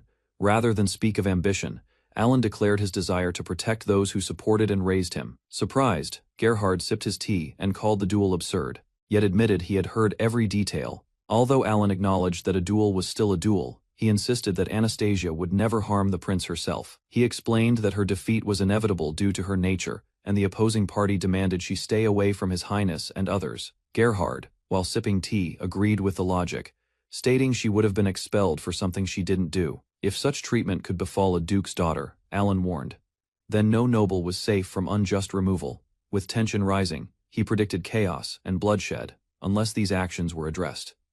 Gerhard raised his hand, acknowledging the warning while trying to slow the conversation. Gerhard leaned forward, questioning how the royal succession crisis could possibly relate to protecting one's family. Without hesitation, Alan responded, voicing his concern for the future of the Estonian kingdom as a whole. The Duke's eyes narrowed, quietly acknowledging how far the young man had thought things through. Alan admitted his understanding came only from reading newspapers. After a brief pause, Gerhard offered to take responsibility for Alan's situation and ensure the safety of his mother. Standing tall, he declared that Alan now had the Ramslet family's full support. Any future trouble could be brought directly to them. Gerhard called for Sebas to escort Alan back home comfortably, prompting a grateful bow from the boy with polite formality. Alan excused himself. Gerhard silently watched his departure, his expression unreadable, standing alone. The Duke reflected on Alan's strength, a commoner, who had overcome nobles blessed with divine protection. Quiet admiration replaced his earlier skepticism. From petty school disputes to matters of national security, Alan's thinking had matured. Gerhard recognized the depth of insight Anna had spoken of. That same night, frantic cries echoed through the estate. A young woman's voice pleaded urgently for her father to listen, marking the beginning of another turning point. Caught off guard by Anna's sudden return, questioned her unexpected appearance as servants attended to him. Breathless and determined, she insisted she had something important to tell him. Urgency etched across her face. In another room, voices discussed His Highness's apparent decline, expressing disbelief at how far things had deteriorated. Gerhard turned serious, reflecting on the duel. He admitted that Alan had faced the school's most formidable opponents alone, something nearly impossible to believe. Anna began to explain, introducing Alan as a classmate from modest origins. Despite his background, he had enrolled through merit and a scholarship. He listened silently, as Anna praised Alan's many feats. From defeating dangerous monsters to mastering powerful magic, the boy's abilities stood out far beyond expectation. Her flustered expression didn't escape notice. A teasing question followed, asking if she'd fallen in love. Embarrassment took over as her brother chimed in with a smirk. Despite the momentary teasing, Gerhard turned serious again. Maintaining her engagement to His Highness, he said, would now be nearly impossible. Anna acknowledged the truth quietly. The path ahead would be difficult. Turning to Sebas, Gerhard asked more about the scholarship student. He learned Alan was raised solely by his mother in the capital. Recognition settled in. If those words were true, then Alan wasn't just gifted, he was a rare genius the nation couldn't afford to lose. With a short sigh, Gerhard acknowledged her concerns. Time was late, further discussion could wait. Before leaving, Anna paused. Hesitation gave way to sincerity as she softly asked her father to consider Alan's place. Staring through the tall windows, frustration built. Her situation with His Highness was becoming too tangled to ignore. Just as he turned, her voice came again. Steady steps into the room affirmed her words. That boy, she insisted, truly matched every expectation she'd described. A reckless response to provocation had dragged Alan into a conflict that risked escalating far beyond school walls. Regret lingered in the room as her mother confessed her shame about the entire situation with His Highness. Gentle arms wrapped around Anna. No words were needed. Across the room, Gerhard's voice broke the silence. He would visit the royal palace himself. As Duke, he vowed to shield Alan. Tears fell as Anna gave a faint nod, acknowledging that his decision was what she had hoped for all along. Outside the mansion, stillness returned. Understanding had been reached, and a new path was beginning to take shape. A quiet carriage awaited outside the estate gates. Alan was told Anastasia wouldn't be meeting anyone that day. Thoughts clouded his mind as the carriage pulled away. No goodbyes. No answers. Regret followed closely behind, whispering that maybe she resented him now. Despite surviving the ordeal, satisfaction never came. Fate had shifted, but the road ahead remained long and uncertain. Days later, a voice called from downstairs. Someone had come to visit, and his mother called him down with a warm smile. At the door stood the same man who once brought life-changing news. Familiar words greeted him. It had been a while. A formal invitation arrived, asking Alan to attend dinner the next day. Shock struck him upon hearing Anastasia would be present. Outside the grand estate, Alan adjusts his uniform, while his mother hesitates nearby, visibly uneasy about her modest attire. The difference in status weighs on her. Once inside, Alan calmly reassures her. Thanks to the host's thoughtful gesture, formal clothing isn't required, easing some of her discomfort. He silently acknowledges her worry. After all, it's rare for ordinary citizens like them to be invited to dine with nobility. The Duke greets them with a welcoming smile. Alan introduces his mother, who politely thanks him for the honor of their presence. Grateful in return, the Duke expresses appreciation for Alan's support of his daughter. His respectful tone puts Katerina gently at ease. The Duke introduces his wife, Elizabeth, and their son, Friedrich. Both offer polite greetings, presenting themselves with warmth and poise. Elizabeth smiles, gracefully, as she acknowledges Alan's presence. Alan bows, respectfully introducing himself while expressing gratitude for the invitation. A calm voice interrupts the exchange. Anastasia enters the room with quiet elegance, drawing Alan's attention immediately, as he mutters her name in surprise. Without warning, she commands Alan to follow. The unexpected order stuns the surrounding guests as Alan is pulled away. Down the hall, Anastasia corners Alan, gripping his collar tightly. Her expression remains unreadable as silence hangs between them. Anastasia lashes out at Alan, her voice sharp as she confronts him over his sudden disappearance, demanding an explanation. Caught off guard, Alan stammers an apology, unsure whether her anger stems from concern or resentment. The tension softens slightly. Anastasia quietly thanks him for defending her in the duel, while Alan expresses happiness at seeing her again. Their awkward reunion draws attention. Laughter erupts nearby, and someone comments on how close the two seem, embarrassing them both. Soon after, they return together. Anastasia apologizes for the delay, regaining her composure before the gathered nobles. Elizabeth cheerfully shares how worried Anastasia had been, even revealing she cried late at night over Alan's disappearance. Anastasia quickly denies it, visibly flustered. Alan freezes as Elizabeth presses him for a reaction. Her teasing tone catches him off guard, leaving him unsure how to respond, trying to recover. Alan asks if he may call her Anna, embarrassed. Anastasia allows it, but only when others aren't around.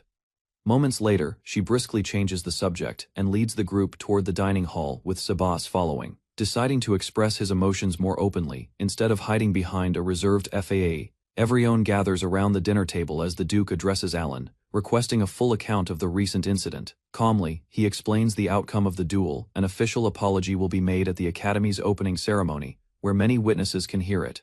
While sipping his drink, the Duke announces the engagement between the Crown Prince and his daughter is now formally annulled. A quiet request follows: continue supporting Anastasia, not just as an ally, but as a trusted companion. Smiling gently, the Duke assures there will be no punishment or expulsion awaiting Alan at school.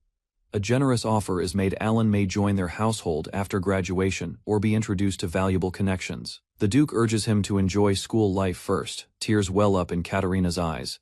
She expresses sincere gratitude for the kindness shown to her son. Reassured and comforted, she's gently encouraged by those around her, grateful beyond words for the unexpected warmth. Anastasia smiles softly, promising to rely on Alan again in the coming year. He responds with quiet enthusiasm. As dinner begins, laughter and conversation fill the room. A once formal gathering now feels like a shared celebration. A quiet moment at the table brings Alan peace. He reflects with pride on his efforts, finally feeling that everything was worth it. At the carriage, gratitude is exchanged. The Duke assures Alan and his mother they are welcome any time, parting with warmth. Before they can leave, Anastasia pulls Alan aside, asking for a private word. Elizabeth offers to guide Katerina through the garden in the meantime, with confidence. Anastasia requests Alan's help exploring the newly discovered Altman labyrinth. Margaret will accompany her as well. Hearing the name shocks him, memories resurface, and his expression stiffens. Something dangerous may be hidden ahead. Anastasia questions the labyrinth's depth, still officially unknown. Alan hesitates, wondering if he should admit his past exploration before it was publicly discovered. Surprised by her reaction, he confesses he found it long ago during his travels through the jungle. She covers her face, realizing he never reported it. Alan downplays the discovery, saying there were no traps and only a minor boss at the end. Curious and confused, Anastasia asks about fast laps. Alan explains it's a method to train efficiently based on repeated runs. He breaks it down, completing the labyrinth, returning, then repeating the process to increase strength. Anastasia pauses mid-sentence, flustered by Alan's calm presence. He notices and gently asks what's wrong, but she brushes it off. Their conversation shifts to planning. Alan agrees to guide them through the labyrinth, and they decide to organize it after the new year. Upon arriving at Altman, Margaret greets them. She shares that other adventurers may have already started exploring, but there is still a chance for them. Margaret praises Alan's strength and even suggests scouting him. Her confidence leaves him surprised. Playfully, she reassures Anastasia that she wouldn't dream of taking her precious knight. Flustered, Anastasia denies the implication. Alan casually admits he already collected the treasure from the orc labyrinth, though apologetic. He jokes about giving it all away, drawing a reaction. A group of adult adventurers questions his qualifications. They're surprised to learn Margaret chose a student as their guide. Skepticism continues until one mentions Alan's past feats, conquering the Goblin Labyrinth and earning the title of Orc Slayer. Alan proposes a skill test to determine roles. Confidently, the men assure they'll protect Margaret, causing Alan to silently question their capability. Together, the party enters the labyrinth. Alan instructs them to engage the orcs directly, ready to assist if needed. Distrust hangs in the air. Alan senses the group's hesitation, realizing danger will follow if they refuse his commands mid-battle. a beast appears, almost immediately. One of the knights volunteers to lead the attack, but Alan stops him just in time. Without waiting, Alan steps forward himself. The others protest, unsure of what he's planning to do. Facing the enemy directly, Alan prepares to demonstrate his strength, determined to earn their trust through action. With a modern firearm in hand, he surprises everyone. As the creature charges, Alan readies his weapon, calm and focused. An enraged beast charges forward, baring its fangs and shaking the tunnel with its roar. Despite warnings, Alan kneels and raises his weapon, ignoring the shouting behind him. His focus remains locked on the approaching target. In a flash, he opens fire. The gunfire echoes through the corridor, and the beast collapses mid-charge. Stunned silence follows. Lowering his weapon, Alan exhales calmly. Shocked expressions surround him, questions pouring in about what they just witnessed. He explains the weapon is a magical tool, powered by wind magic, designed to fire iron bullets. Respect begins to replace doubt. Alan calmly signals for the group to proceed. The others, now cooperative, nod with respect and slight nervousness. Praise for his technique spreads. One knight admits relief that Alan is an ally, while Alan proposes they work together to protect both Margaret and Anastasia. As another monster approaches, one knight steps forward, eager to prove himself this time. With swift movements, Anastasia intervenes instead. Her precise strikes knock the beast back, stunning both the enemy and her allies. Finishing the attack with grace, she teases Alan. He smiles in admiration, acknowledging her superior swordsmanship born from training and divine blessing. Leadership shifts into motion as positions are assigned. Alan takes point. Anastasia follows close behind, while knights handle threats from the rear. Victory comes quickly. Orc bodies lie defeated, including their king, priest, and mage. Disbelief spreads some wonder if knighthood still suits them. A gesture points everyone toward the next chamber. Movement resumes as Alan suggests they prepare to exit. Margaret chuckles, admitting their over-reliance on one person. Appreciation fills outside the grand estate. Alan adjusts his uniform, while his mother hesitates nearby, visibly uneasy about her modest attire. The difference in status weighs on her. Once inside, Alan calmly reassures her. Thanks to the host's thoughtful gesture, formal clothing isn't required, easing some of her discomfort. He silently acknowledges her worry. After all, it's rare for ordinary citizens like them to be invited to dine with nobility. The Duke. Alan stood on stage as a bold declaration echoed through the hall. The name of the Duke of Ramslet carried weight, and all eyes turned to Alan. Earlier that day, Alan left home for school after winter break. He had made a decision, one that would alter the course of fate. As he walked through the city, Alan reflected on his actions. He had succeeded in preventing Anne's condemnation, breaking the game's scenario. Though he once knew the future, its certainty was gone. Now, he needed to think clearly to prevent disaster. But with the scenario shattered, new dangers loomed, and Alan questioned what awaited next. The Ramslet Duchy, known as the kingdom's primary source of grain, once stood as a crucial pillar supporting the crown prince's authority. Political balance crumbled after the duel, pushing southern nobles to potentially rally behind the Duke. Alan questioned his choice. Though he prevented one disaster, the nation's instability mirrored the chaos of the original game scenario. Suspicion now turned toward Amy. Her persistent ambition and cunning hinted at a new scheme, one possibly targeting Anna. Determined to protect those he cared about, Alan walked forward. No matter how twisted the future became, he vowed to secure a happy ending. Alan exchanged polite greetings with Isabella and Margaret, who were cheerful to discover they shared a class with him and Anna this semester. Their kindness was warmly received. With smiles all around, they pledged to support each other as classmates going forward. Knowing Anna would benefit from positive companionship, Alan felt reassured. Surrounded by friends, her school life would likely improve. However, whispers of contempt surfaced nearby. Some students criticized Alan for his past actions, calling his duel dishonorable. What surprised Alan most wasn't their reaction, but the class placements. Despite poor grades, the Crown Prince remained in class while others were quietly demoted. Alan noticed Claude's absence from the class list. Though no official reason was given, it appeared Claude had quietly dropped out. Soon after, Anastasia appeared and caught Alan off guard with her sudden presence. She reminded him firmly not to address her casually in public. As they walked, she spoke about her brother being away for work. Alan hesitated when asked if Claude was still enrolled. Anastasia clarified the situation. Claude's withdrawal was at the request of the Kingdom of Westerdale, raising further questions. Leonardo's situation was worse. He had been disowned by his family, possibly due to the consequences of the duel. The Ramslet family had lodged a formal protest against the Duke's family. Leonardo's refusal to admit fault left his family unable to shield him any longer. Anastasia reflected on the string of difficult events. Although troubling for her personally, the outcome brought stability and benefit to the kingdom. Redirecting the moment, she invited Alan to the auditorium. He acknowledged the day's significance. It was time for the opening ceremony. A formal apology from the Crown Prince and his allies was about to be delivered in front of everyone, as Anna had requested. When names were called, Anastasia stepped forward confidently. Alan, unexpectedly summoned, followed her toward the podium, unsure of what awaited him next. Anastasia turned to Alan and reminded him of his role. Having fought for her, he had earned the right to stand behind her during the apology. As names were called, one of the Crown Prince's companions stepped forward to the stage, his expression stiff under the eyes of the crowd. Standing firm, Anastasia demanded an answer. Would they finally acknowledge the outcome of the duel? Tension thickened as Alan observed their discomfort. The group appeared bitter, but they couldn't deny the result. Some muttered quietly, blaming only themselves. In the end, they bowed. Regretfully, they offered a formal apology to the Duke of Ramslet, their pride wounded but words spoken aloud. With her voice trembling, the girl offered a direct apology. Before the silent audience, she bowed, finally acknowledging her mistake. Anastasia accepted the words but issued a stern warning. She made it clear belittling the Ramslet family would no longer go unchallenged. As they returned to their seats, tension lingered.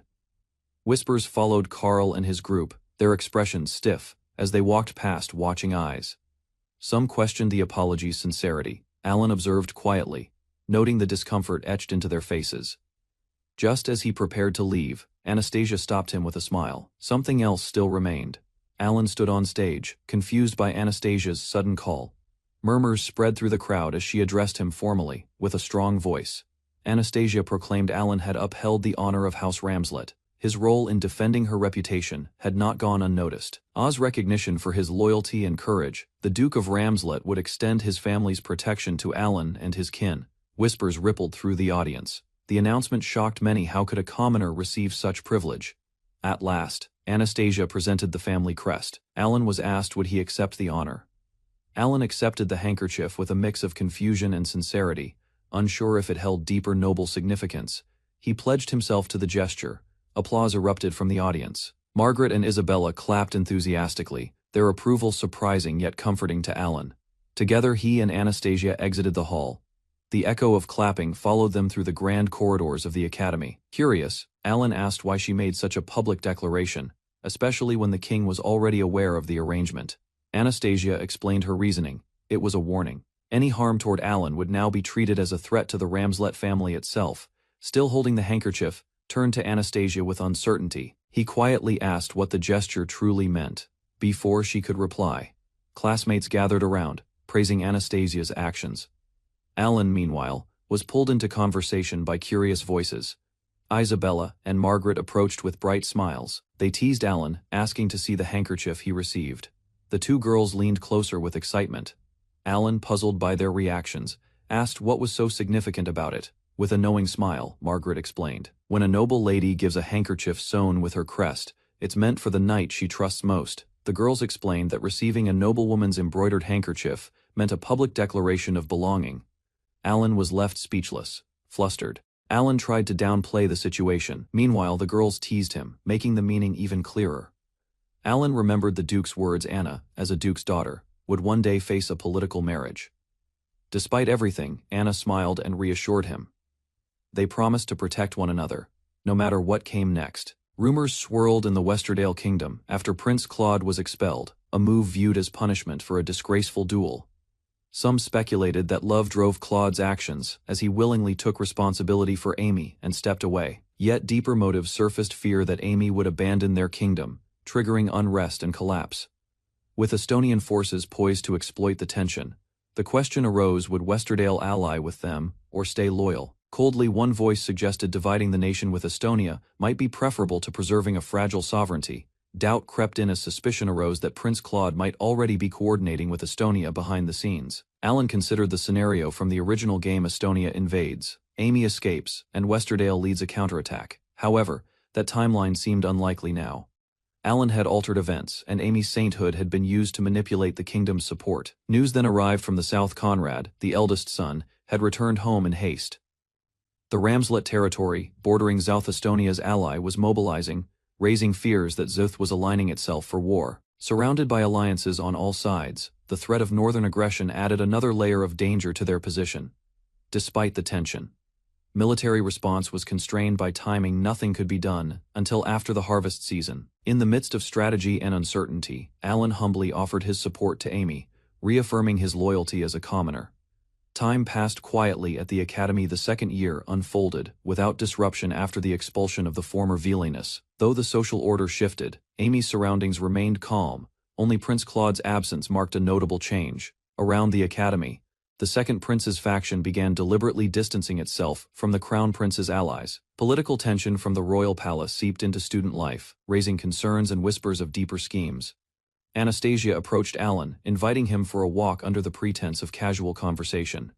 She revealed her research interest and exploration of adventurers and their impact within the kingdom's structure. When she asked for an introduction to the guild, Alan hesitated, unsettled by the sudden attention from its intimidating members. Anastasia teased Alan playfully, pretending to be offended by his hesitation, only to brush it off with a smile. As the summer research began, she mentioned that Isabella and Margaret would work together on literature, drawing knowing smiles from nearby classmates. Alan noticed Anna had begun smiling more frequently, likely a result of her growing bond with the girls. Later she appeared, dressed in simple village attire, uncertain about the necessity of her disguise. On the street, Alan explained the outfit was arranged by Sebastian, prompting Anna to remark on her unusual act of sneaking out. Anna's circumstances shifted noticeably following her dual and broken engagement with the crown prince. Though reluctant to hide, she accepted the need to remain discreet, while her family stayed neutral in the royal conflict. During their walk through town, Alan and Anna encountered a suspicious figure, prompting Alan's alert response. A group of elite students appeared, boldly claiming they would eliminate monsters, and requested directions to the village. However, the cloaked girl's quiet confession revealed an uncomfortable truth. There were no monsters, exposing a misunderstanding or something deeper.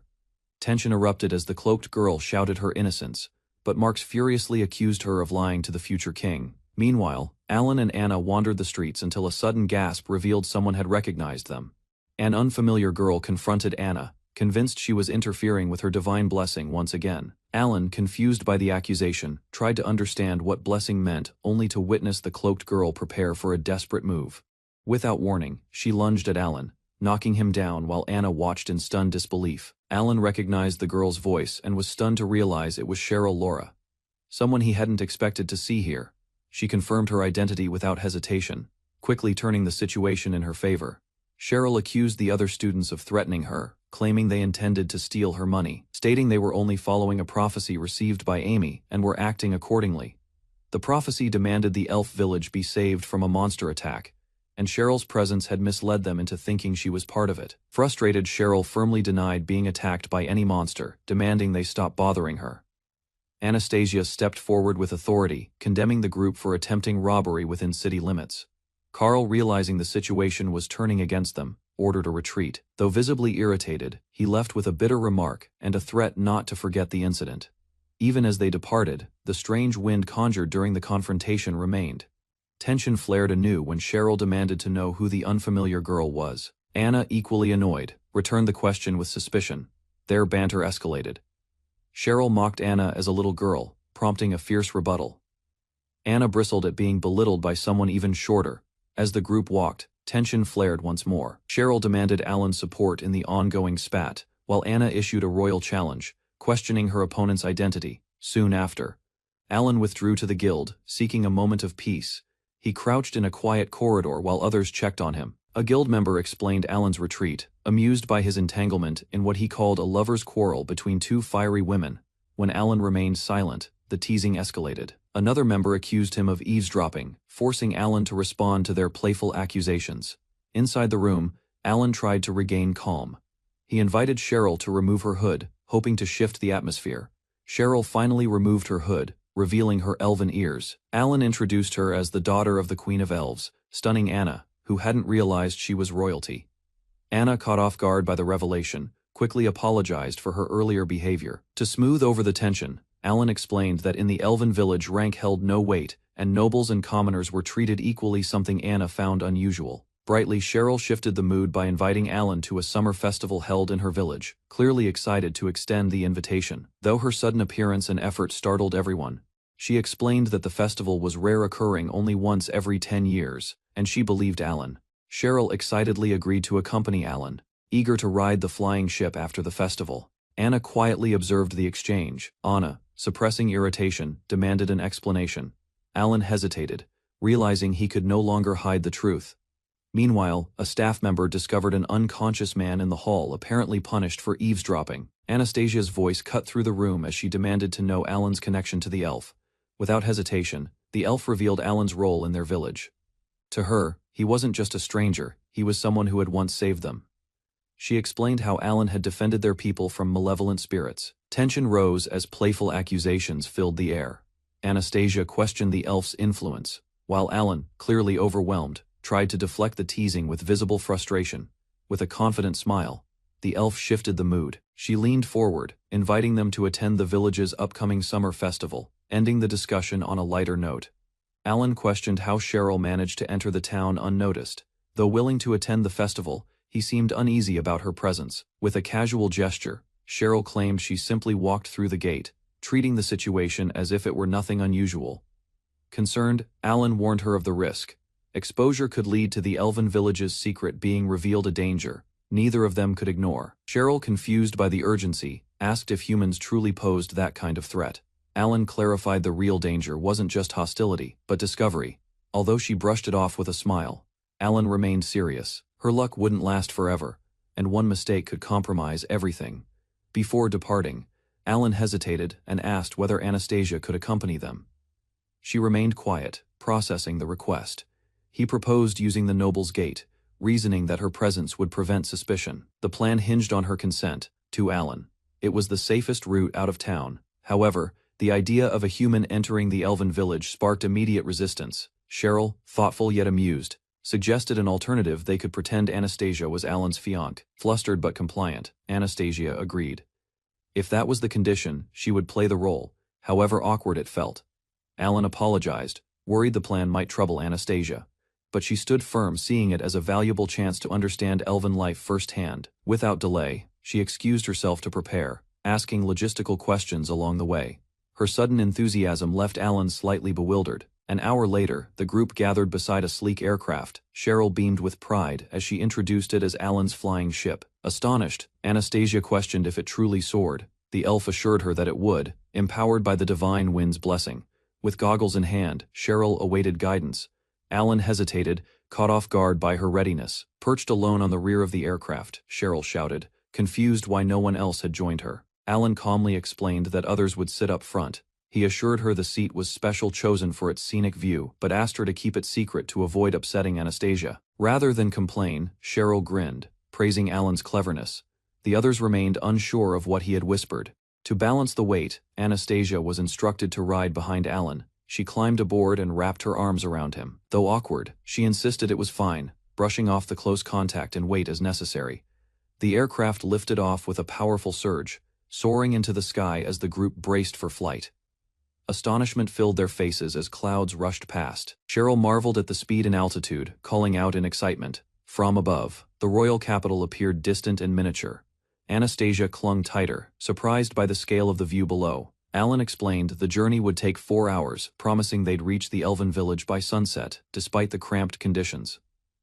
Though pressed together, Anastasia glanced at him with admiration, quietly acknowledging Alan's brilliance and determination. As the aircraft descended, the elves below recognized Alan and confirmed Cheryl's safety, but confusion stirred when they noticed a third figure aboard. Surprise rippled through the group. A human was with them. Whispers quickly spread among the onlookers. Stepping out of the aircraft, Anastasia received hesitant praise. For the elves, seeing another human besides Alan was unsettling. Curiosity grew. While villagers marveled at the sky journey, Anastasia stood tall, absorbing the reality of the elven village. Later that evening, they were greeted by the Queen of Elves herself, who politely asked about the unfamiliar girl by Alan's side. With calm conviction, Alan introduced Anastasia as someone dear to him. His words caused her eyes to widen in surprise. The Queen reacted with subtle amusement, softly repeating the word precious as she observed them both. Though initially uncertain, the Queen accepted Alan's explanation. The atmosphere lightened slightly, though curiosity lingered. Anastasia formally introduced herself, presenting her noble status with grace. Her background seemed to ease some tension, but the Queen's tone shifted. She questioned whether Anastasia understood the reasons behind the elven village's isolation from humans, hinting at deeper truths ahead. The queen questioned Anastasia's intentions. Despite knowing the village's isolation, had she still chosen to accompany Alan? Alan attempted to explain their circumstances, stepping in before Anastasia could respond, but tension lingered in the air. She gently requested to speak with Anastasia alone. Alan and the others were asked to step outside. Under the moonlight, Alan reflected silently. Doubts crept in what was being said behind closed doors, and had he made the right decision. But as memories of their flight returned, he reassured himself. No, bringing Anastasia here was something he believed in. Under the moonlight, Alan stood quietly, lost in thought. His mind returned to Anastasia and what she meant to him now. Originally, his mission was to help others, but somehow, she had become central to his thoughts. That shift startled him more than he expected. His contemplation was interrupted by the appearance of Lo Chan, the energetic spirit of light, who immediately scolded him once again. The misunderstanding escalated as a young girl arrived. Another elf questioned Alan's behavior, adding to the commotion.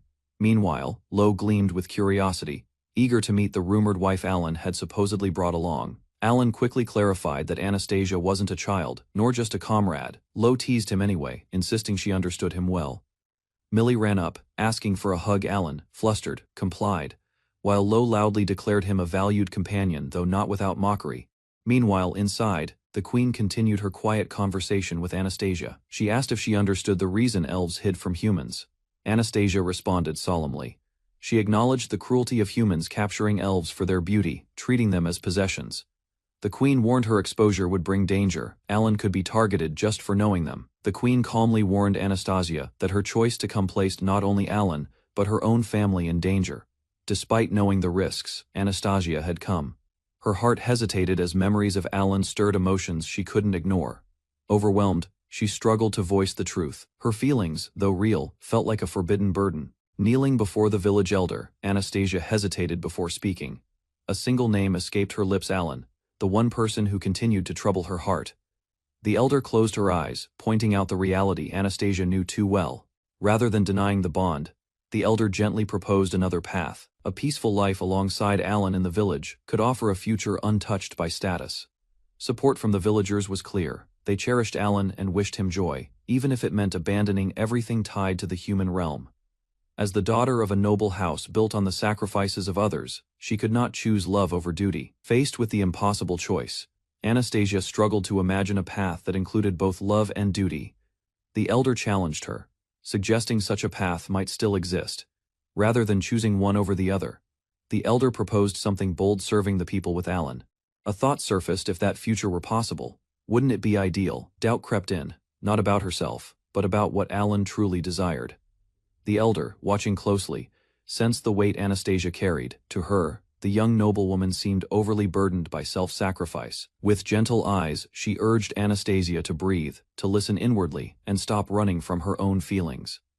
As she stepped out into the corridor, Anastasia softly called Alan's name. He turned to her, surprised, but attentive, his voice calm and welcoming. Suddenly, a group of cheerful children greeted her under the moonlight. One boy beamed with joy, asking if her talk with the queen had ended. Flustered by the encounter, Anastasia tried to compose herself. She insisted nothing was wrong, though her reddened face said otherwise. The boy introduced a young girl as Miral Lore, daughter of the queen, and mentioned a spirit named Lo. Anastasia couldn't see it. Perplexed, she accepted the explanation. Meanwhile, the tiny spirit hovered nearby, unimpressed by the clumsy introduction. Anastasia formally introduced herself to the spirit of light, speaking with grace and composure. The spirit responded with curiosity, its expression shifting with interest. Without warning, a swarm of tiny spirits gathered around Anastasia, circling her intently. Something about her presence had caught their attention, and eerie tension filled the air. Suspicion arose when the queen's daughter questioned Alan about Anastasia's identity. Her noble lineage was unmistakable. Revealing her connection, the child calmly explained she had once taught magic to Anastasia's mother, back when she was just a girl. Meanwhile, Alan grew uneasy as he realized Anastasia couldn't hear the spirit's voice. Miral Lore extended her arms, silently requesting a hug. Confused, Anastasia hesitated until someone gently explained the child's intention. With some awkwardness, she followed Alan's instructions and returned the embrace. The moment, though unfamiliar, warmed her guarded heart. As they stood together, others watched from the side. the child's attachment softened suspicions, and even those once skeptical began to see Anastasia differently. Amazed whispers broke out about status and love. The idea of a noble and a commoner together stirred talk of forbidden romance. But someone reminded them this was an elven village, hidden from the human world. Here, no one would judge what blossomed. The mischievous spirit teased Alan once again, amused by his reactions and hinting at his growing attachment to Anastasia. Lying in bed, Alan recalled the words spoken earlier: this village was safe, hidden from outside judgment. Still, the implications lingered in his thoughts. Elsewhere, Anastasia sat alone beneath the moonlight, reflecting on her role and emotions. For the first time, she allowed herself a moment of vulnerability. The next day, the village buzzed with excitement as the festival began. Curious elves welcomed newcomers and shared their traditions. Anastasia, now dressed for the occasion, stood beside Alan. Compliments and teasing flowed as the villagers commented on her beauty and their closeness. Alan listened as the villagers explained the unique tradition of the festival. The man protects the woman as they run together, watched over by spirits. He learned that successfully defending the symbolic tiara during the event brought blessings. The meaning felt ambiguous, yet somehow significant. Anastasia appeared, now dressed in ceremonial robes. Though confused by the details, she sensed the activity involved partnership, something not easily dismissed. Neither fully understanding the rules, they agreed to join. After all, they were already part of the village's rhythm together. They followed the others deeper into the heart of the celebration, curious and uncertain. Yet walking side by side, romance bloomed around the festival grounds as couples shared gentle moments. Alan and Anastasia, standing stiffly among them, could only watch in silence. Feeling the pressure of the crowd, they nervously agreed to skip the affectionate traditions. Their awkwardness was mutual and obvious. As music filled the air, the two were drawn into the center of the gathering. A host invited everyone to join the circle without hesitation, uncertain. They observed the dancing but chose to follow along. Alan couldn't offer answers, only a shrug and patience. Instructions finally arrived: don't let the tiara get dirty and just run. The real game was about to begin. With the beat of drums rising, the elf villagers rallied, shouting in excitement. The challenge was about to begin in full force. Alan and Anastasia looked around nervously as the villagers advanced, baskets in hand and expressions oddly serious. Just as confusion peaked, acceleration magic launched the participants forward. One elf smiled and simply wished them luck. Alan grabbed Anastasia's hand and ran. The goal was now clear: protect the tiara, avoid getting hit, and survive the onslaught of flying fruit. A second later, Alan took a direct hit to the face. The trial had officially begun. Despite the stinging fruit assault, Alan urged Anastasia to protect the tiara. He reassured her with a bleeding smile. It didn't hurt much. A sudden burst of water magic slammed into them. Alan shielded Anastasia, bewildered by the magical escalation. One villager grinned and shouted the rule: anything goes, as long as it's harmless. Chaos was fair play. With Anastasia injured, Alan pulled her close and unleashed a smokescreen, buying them precious seconds. Lifting her in his arms, Alan made the call. There was no time to hesitate, they had to keep running. Alan finally stopped under cover, setting Anastasia down gently, flustered. He apologized while she asked to be released, soaked, but still holding the tiara. Anastasia was relieved it remained intact. Quietly, she wondered if she had been too heavy. Alan quickly dismissed the concern, claiming he could carry her for hours. The comment echoed around them, drawing teasing laughter from nearby villagers. Even the tiny spirits were moved, reenacting dramatic declarations of love and support, their playful exaggerations echoing through the air. But the break ended quickly. Guided by a villager, Anastasia took Alan's hand and pulled him back into the race. Alan used wind magic to shield them from incoming fruit. Surrounded and overwhelmed, he carried Anastasia and searched for cover.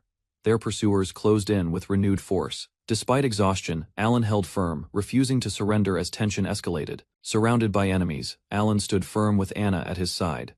He kept her close, bracing for the confrontation ahead as the attackers closed in with confidence. Without hesitation, he pinned Anna against a nearby tree, using his body to block any incoming threat. The enemies hurled their weapons with cruel smiles. Anna could only watch in fear as Alan shielded her from the assault. Fighting to stay upright, Alan began chanting. He focused his mana, determined to hold out until time expired. A surge of energy burst forth, his spell launched. The ice spear struck one enemy directly, halting their advance. Anna's voice trembled as she confronted Alan, questioning the meaning of his sacrifice. Her concern was not for the outcome, but for his safety. Suddenly, the sound of approaching footsteps broke the tension. Alan turned, startled by the interruption. A woman stepped forward, announcing the end of the trial as a ceremonial bell rang in the distance. The ordeal was officially over. Anna collapsed into Alan, overwhelmed by relief. Meanwhile, one of the elves apologized for acting on impulse, facing her mother's judgment. Their efforts didn't go unnoticed. Praise followed from the officials, and Alan could only respond with quiet gratitude. A festive atmosphere surrounded Alan and Anna as the crowd gathered for the next part of the ceremony. Decorative poles swayed in the breeze while quiet murmurs filled the square. Officials announced that those who protected the tiara must return 10 years later for another task. Alan and Anna were called forward, still unsure of what awaited them. Confused by the instructions, they hesitated. Whispers and glances confirmed something unusual was about to happen again. Cheering erupted as the crowd urged them to perform a ritual. Embarrassment washed over them. Meeting eyes, they reluctantly agreed to go along. Surrounded by onlookers, they stood side by side. As they stood inches apart, Anna hesitated, reminding Alan he wasn't obligated. Still, he nodded, insisting they continue, even if just for show. Their lips met briefly before pulling apart, the gesture leaving both wide-eyed. The surrounding crowd faded into the background. Alan looked away, cheeks flushed, unsure how to process what just happened. Anna remained silent, her expression mixed with confusion and realization. Suddenly, a mysterious girl appeared, identifying herself as the daughter of Elizabeth and Gerhard. Both Alan and Anna were stunned. She introduced herself as Loringas, the spirit of light, and a descendant of a legendary sage. Her presence shifted the mood entirely. The spirit of light turned to Anna, acknowledging her unwavering resolve. She offered her divine blessing without hesitation, promising protection from both herself and the spirit Loringas. She entrusted Anna with Alan's future. Grateful, Anna accepted the duty with a quiet nod. As word spread, the crowd erupted in surprise and praise. Receiving such a blessing, especially for a human, was unheard of. Later, Alan found solace in the quiet of a hot spring. The festival was far from over, but he needed a break. Reflecting in the steam, Alan realized the entire event was a ceremony for choosing partners. He wondered how Anna would feel if she'd known. Anna unexpectedly entered the hot spring, wrapped in a towel. Alan turned in shock, calling her name in disbelief. Realizing the situation, he panicked, questioning if the bath was mixed. Embarrassed, he tried to excuse himself. Anna stopped him, though flustered. She insisted it was fine as long as he didn't look her way. Separated by a rock, the two quietly shared the space. Alan muttered that the elves really hadn't explained things properly. Looking at the peaceful night sky, Anna expressed her fondness for the village. Alan agreed, smiling at the warmth they both felt. At the celebration, elves shared their values: no nobles, no taxes, just equality. Everyone lived peacefully, without greed or hierarchy. Anna listened in silence, overwhelmed by the fairness of the elven society. Questions swirled in her mind about humanity's failure to achieve the same. As Alan called her formally, Anna corrected him.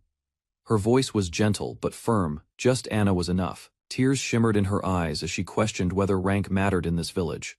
Here, titles held no weight. She confessed her wish to simply be Anastasia, not a duke's daughter. Alan paused, then softly replied, "Anna." She smiled, finally seen for who she was. With flushed cheeks, Anna asked Alan to drop titles and just be himself. Her voice was firm yet vulnerable, hoping for honesty between equals. Moved by her words, Alan embraced her, under the moonlight. The two shared a quiet kiss, wrapped in each other's warmth. Elsewhere, the spirit of light watched silently. Her gentle smile acknowledged the bond that had just deepened between the two. Later that night, Alan lay awake while Anna slept beside him. Thoughts lingered on everything that had changed. As they talked in the dark, memories resurfaced of a fleeting meeting in childhood. Both finally realized they had crossed paths long ago. They held each other in silence, wrapped in the warmth of shared emotions. Alan awoke slowly, the calm of the morning sun filtering through the paper window. His thoughts lingered on the night before. Anna stirred beside him, teasing him gently for waking up late. They exchanged soft greetings, unsure of what to say next. As she stood up, Anna deflected the tension with blame, telling him it was his fault. Alan could only stammer in response. Sitting down, Anna reminded him once more. No more titles, just Anna. Alan nodded, understanding her completely now. Before leaving the village, Alan stopped Anna. He had one more place he wanted her to see. They arrived at a quiet lake on the outskirts, hand in hand. The calm water reflected the peace they both felt. Anna smiled and pointed to the many spirits dancing above the surface. Alan called her name, hesitating, trying to apologize for the night before. He stumbled over his words. Anna stopped him firmly, unwilling to let awkwardness ruin what they had. Looking out over the lake, Alan made a promise. Someday, he would earn the Duke's recognition no matter how long it took. With conviction in his voice, Alan promised to achieve something worthy so he could stand before Anna proudly. No matter what, he vowed to protect her. Though unsure of the timing, he pulled out a ring, admitting it was out of order. He asked her to marry him. Anna's eyes welled up with emotion, and with a radiant smile, she said yes. Surrounded by glowing spirits, the two embraced.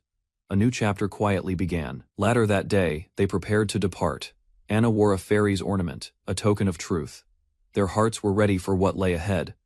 Alan and Anna flew toward the royal capital, knowing it would be the last time they could forget their roles. Though reluctant, they accepted it was time to return. Upon arrival, Alan was summoned. A stern man confronted him, asking if he understood why he had been called. The atmosphere shifted. Calm was replaced by tension. Alan unleashes a concentrated magic strike toward the descending beasts. Energy bursts forward and tears through their wings. Anna stands firm as fragments scatter. After the clash, silence fills the cavern. The fallen monsters lie motionless nearby. Alan remains steady while Anna lowers her guard. Exhaustion does not show on her face despite the fight. Preparation for the coming boss battle weighs on them. Anna drinks water to recover strength. Alan watches quietly, assessing their condition before moving deeper. 4 days earlier, Alan sat across from a nobleman inside a formal room. Attention shifted toward a ring resting on Anna's finger. Suspicion hardened the man's expression as he questioned why she possessed that ring. Alan calmly stated that he had given the ring to Anastasia. The nobleman's expression twisted with anger. Accusations followed immediately, warning him to stay away from any daughter of his house. Fury filled the room as the man rose from his seat. He condemned the idea of a noble lady wearing a ring from a commoner. Honor and reputation were invoked to justify his outrage. Alan remained composed and revealed the truth. That ring was no ordinary ornament, but something far more significant. Explanation unfolded about a substitution ring capable of saving its wearer from death once. Such a legendary artifact was treasured among royals and feared by enemies. Understanding dawned as Anastasia examined the ring on her finger. Removing it would defeat its purpose, so she chose to keep it. The Duke questioned Alan about obtaining proof from the dangerous mountain dungeon. Doubt lingered, as no official report confirmed such a feat. Nevertheless, Alan insisted he had entered alone and returned with evidence. Rare materials from a defeated blizzard phoenix were presented before him. Magic stones and feathers served as undeniable proof of the expedition. Calmly, Alan declared his intention to earn military achievements and secure a noble title. Ambition guided his resolve as he outlined a future built on merit. Firm determination followed, as he stated his desire to stand beside Anastasia and protect her for life. The Duke responded with a strict limit of 3 years, warning him harshly. The Duke promised a brutal battlefield assignment.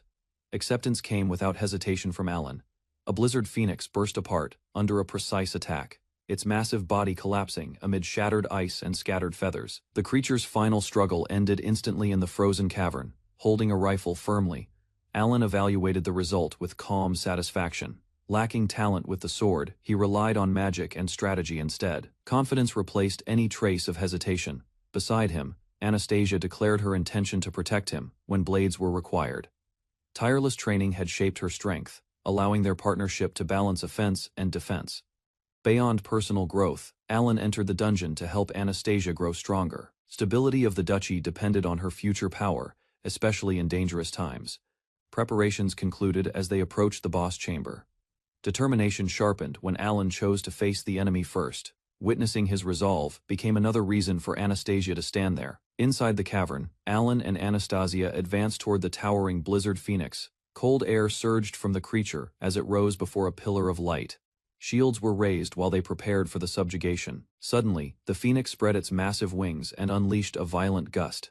Anastasia braced behind her shield as frost swept across the ground. Alan positioned himself carefully, waiting for an opening. In one swift motion, Anastasia created space while Alan aimed his rifle with steady focus. A precise shot pierced through the monster's body. Impact shattered its defenses instantly. Explosive force tore through the phoenix, sending fragments and feathers scattering across the cavern.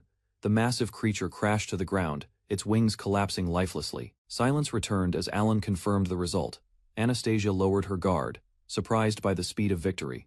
The battle had ended decisively. Across the cavern floor, The blizzard phoenix's enormous body lay motionless. Carefully, Alan and Anastasia examined its vast wings before beginning to gather tail feathers, wing feathers, and the embedded magic stone.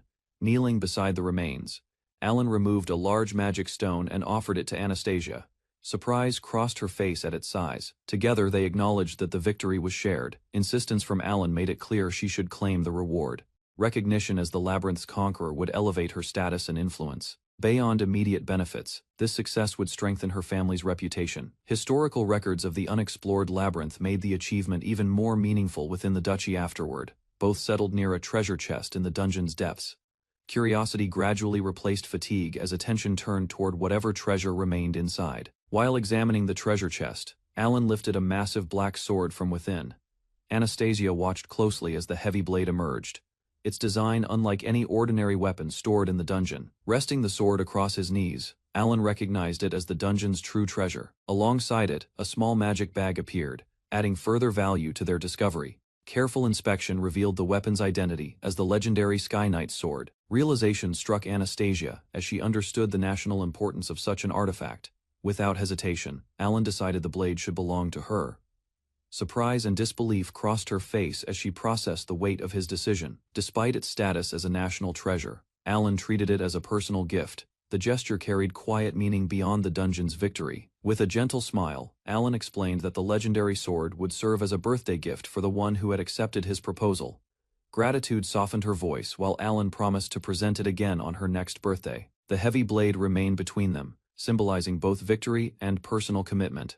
Later, inside the dungeon core, tension quietly replaced celebration. Having defeated the boss, they confirmed no monsters remained nearby. Silence settled heavily in the chamber. After receiving reassurance, Anastasia stepped closer. Realization that they were alone changed the atmosphere. Unexpectedly, she leaned forward, closing the distance between them. Startled by her sudden movement, Alan froze in place. Serious resolve appeared in her eyes as she confirmed that no one else was there. Light laughter eased the tension as Alan suggested exploring the dungeon a little longer before returning. Anastasia agreed, and together they moved through the remaining passages without urgency. Multiple laps around the Wind Mountain dungeon followed, completing Anastasia's final level progression. Afterward they returned to the estate and formally reported the results while presenting the spoils collected from the battle. Within the audience chamber, the Duke accepted the report and promised to register the quest officially. Private thoughts lingered as Alan reflected that their closeness remained undiscovered. With only 2 days of summer break remaining, new travel plans were set in motion. Soon, preparations led them toward the Valley of the Flying Dragons. There Alan intended to introduce Anastasia to trusted allies and confirm their safety. While flying toward the Valley of the Flying Dragons, Alan noticed a subtle change in Anastasia's tone. The aircraft cut through thick clouds as tension quietly formed between them. Observation led Alan to remark that her manner of speaking differed from other noble ladies. Anastasia listened carefully, uncertain whether her behavior seemed improper. Close proximity inside the cockpit heightened awareness of each other's presence. Questioning whether men preferred gentler speech, she studied his reaction behind her goggles. A sudden shift in the aircraft interrupted the moment, causing brief panic. Apologies followed quickly as both regained control and steadied their course through the sky. Calm returned when Alan clarified his feelings. Preference did not matter to him, as he simply wished for a relaxed and genuine relationship with Anastasia. While flying steadily, Anastasia reflected on her past as a palace apprentice and how she eventually trained to become a knight beside the prince. Memories of commanding others lingered, revealing habits formed during those years. Gradually, she recognized how authority influenced her tone and behavior. Before the moment could settle, a wyvern suddenly appeared ahead of their aircraft. Immediate danger forced both of them to focus on the approaching threat. A wyvern charges through the sky toward the small aircraft. Alan moves across the wing, positioning himself between the beast and his companion. Shock spreads across the cockpit as the creature closes in. Realization strikes that the wyvern has noticed Alan's presence and targets him directly. Drawing closer, Alan signals for calm while studying the beast's movements. Recognition flickers in its eyes, yet its aggression does not fade. Suddenly, the wyvern lunges with open jaws. Urgency forces Alan to abandon hesitation as the aircraft veers away from its attack path. Another dragon appears and collides with the attacker midair. The clash erupts above the fleeing aircraft, leaving Alan stunned as the battle shifts away from them. A massive sky dragon descends above the aircraft, its wings casting a shadow over Alan and his companion. Instead of attacking, it positions itself protectively, driving away the hostile wyvern and ensuring their safety. On the ground near ancient ruins, the dragon lowers itself before Alan. Recognition settles between them, revealing that this powerful creature is Jerome, someone Alan once knew. Jerome leans closer to Anna, studying her with open curiosity. Tension fills the air as she stiffens under the dragon's gaze, uncertain about his intentions. Melissa steps forward, attempting to ease the awkward moment. Alan quickly clarifies the situation, preventing further misunderstanding between his friends. Later, they gather within the ruins to speak calmly. Jerome listens as Alan asks about recent events, concerned about possible human attacks since their last meeting. Jerome explains that wyverns in the valley were attacked by a strange pink-haired woman and her armed companions. The creatures were defeated quickly, but the incident raised concern. Alan listens carefully, while Jerome observes Anna from behind. He states that although no help is needed now, he wants his strength offered if Anna ever faces danger. Curiosity shifts toward Anna as Jerome questions her place beside Alan. Alan remains calm, admitting her parents have not approved of their bond, yet he intends to earn recognition. Jerome's tone sharpens at that revelation. Anna senses unease while Alan asks what troubles him. With cold logic, Jerome suggests eliminating those who refuse acknowledgement, leaving Alan startled by the extreme proposal. Jerome argues that anyone who refuses to acknowledge Alan should be eliminated, but Anna suddenly strikes him to stop the reckless idea. The dragon immediately falters and offers a sincere apology. With a steady voice, Alan challenges Jerome's harsh reasoning and questions what caused such extreme thoughts. Unease lingers as he attempts to guide his old friend back to restraint. Trying to calm herself, Anna assumes the remark was nothing more than poor humor. Beside her, Alan reassures her softly, determined to prevent further discomfort. Lowering his head, Jerome moves closer and carefully memorizes Anna's scent. He explains that remembering it will allow him to find and protect her if danger ever arises. Soon after, both dragons crowd around Anna out of curiosity, leaving her flustered. Once satisfied, Jerome steps back and vows to guard the person Alan values most. With a thoughtful gesture, Alan takes items from his bag to repay Jerome's help. Despite Anna saying it was unnecessary, the dragon admits he would gladly accept some meat. Reaching into the enchanted storage, Alan brings out fresh orc meat from Altland. After tasting it, Anna acknowledges its quality while quietly noting the bag's impressive capacity. Soon afterward, Melissa eagerly asks for a share of the food. Smiling easily, Alan responds in a relaxed manner, and Anna observes their exchange with softened expression. Once Jerome finishes eating, preparations to leave the valley begin. Near the ancient ruins, the dragons remain behind as the aircraft rises steadily into the air. In time, the academy stands before them once more. As summer concludes, their arrival signals the end of vacation and the start of another school term. During class, Alan and Anna present their summer research on adventurers in the country standing before their classmates. They argue for rebuilding trust between both sides. Their report explains that nobles seek profits from labyrinths without risking their own knights. Responsibility is avoided, while revenue becomes the central source of conflict. Alan carefully notes that adventurers risk their lives for those earnings. He implies the country schemes to claim a share under acceptable justification. Classmates discuss examples from Altland, where knights and adventurers cooperate. Joint hunts provide stability and steady food supplies for the region. As debate continues, attention turns to the Adventurers Guild's viewpoint. Anna prepares to explain their side to complete the balanced argument. During a break, Margaret and Isabella notice the ring on Anna's finger and the ornament in her hair. Curious glances turn into teasing questions about whether Alan gave them to her. Flustered, Anna avoids giving a direct answer. Since returning from the elven village, she has continued wearing both items without explaining their origin. Rumors quietly spread through the academy, especially about the fairy hair ornament, though occasionally embarrassed. Anna refuses to reveal who entrusted it to her. As she and Alan leave the classroom, a stern voice stops them in the corridor. A group of students confronts Anna, claiming the hair ornament belongs to them and demanding its return. Facing them without hesitation, Anna firmly declares that the ornament was given to her by a noble and is not their property. Amy loudly insists the hair ornament was meant for her and demands it back. Calmly, yet firmly, Anna refuses, stating she will not surrender it, regardless of who claims it. The prince steps in and sides with Amy, declaring the ornament rightfully hers. Doubt flickers across Alan's face as he realizes the prince unquestioningly trusts her words. Tension rises when another student backs Amy's claim and dismisses objections, standing straight. Alan addresses the prince respectfully and repeats that the accessory belongs to Anastasia. Without warning, an angry student lunges toward Anna and reaches for her hair. Shock spreads through the corridor as classmates shout her name.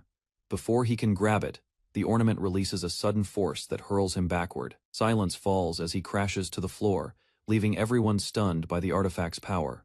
The fallen student lies shaken on the floor while others stare at Anna in confusion. Though slightly dizzy, she assures them she is unharmed as whispers spread through the corridor. A heavy presence fills the air around Anna, and unseen voices echo with judgment. The spirits recognize her as their chosen child and warn that anyone attempting to steal that proof will be punished. Dark pressure gathers behind her, forming a looming silhouette that silences the hallway. Fear grips the students as the spirits question who dared harm the one they cherish. Panic erupts, and several students flee in terror. Alan remains beside Anna, watching carefully as the oppressive aura slowly fades. In the aftermath, anger turns toward Amy for provoking the incident. Determination hardens within her as she insists her destined role must not be obstructed. Alan steps forward and declares that the hair ornament belongs to Anastasia. Firmly, he rejects Amy's claim and refuses to let her rewrite the truth. Turning toward her, Alan urges Amy to face reality instead of clinging to illusion. He reminds her that everyone standing there is a living person, not pieces arranged for her sake. Calm but resolute, he states that countless lives fill the royal capital, including Amy herself. None of them exist to satisfy a predetermined fantasy. Drawing closer, Alan makes it clear that no heroine governs this world. They are not characters bound to follow any scripted scenario. Believing the confrontation would finally end Amy's interference, he feels brief relief. Soon after, however, he realizes that hope was painfully naive. Anna walks through the academy garden while two classmates approach her about having lunch together.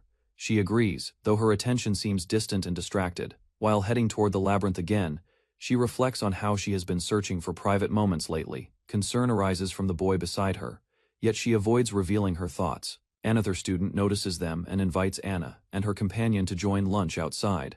They gather at a terrace table, choosing to eat in the pleasant weather instead of the dining hall. Food is shared among the group, and light remarks pass between them as they sit together. Anna remains composed, quietly observing everyone. Suddenly, a prince appears near their table. His presence interrupts the calm atmosphere, drawing everyone's attention as Anna reacts in visible surprise.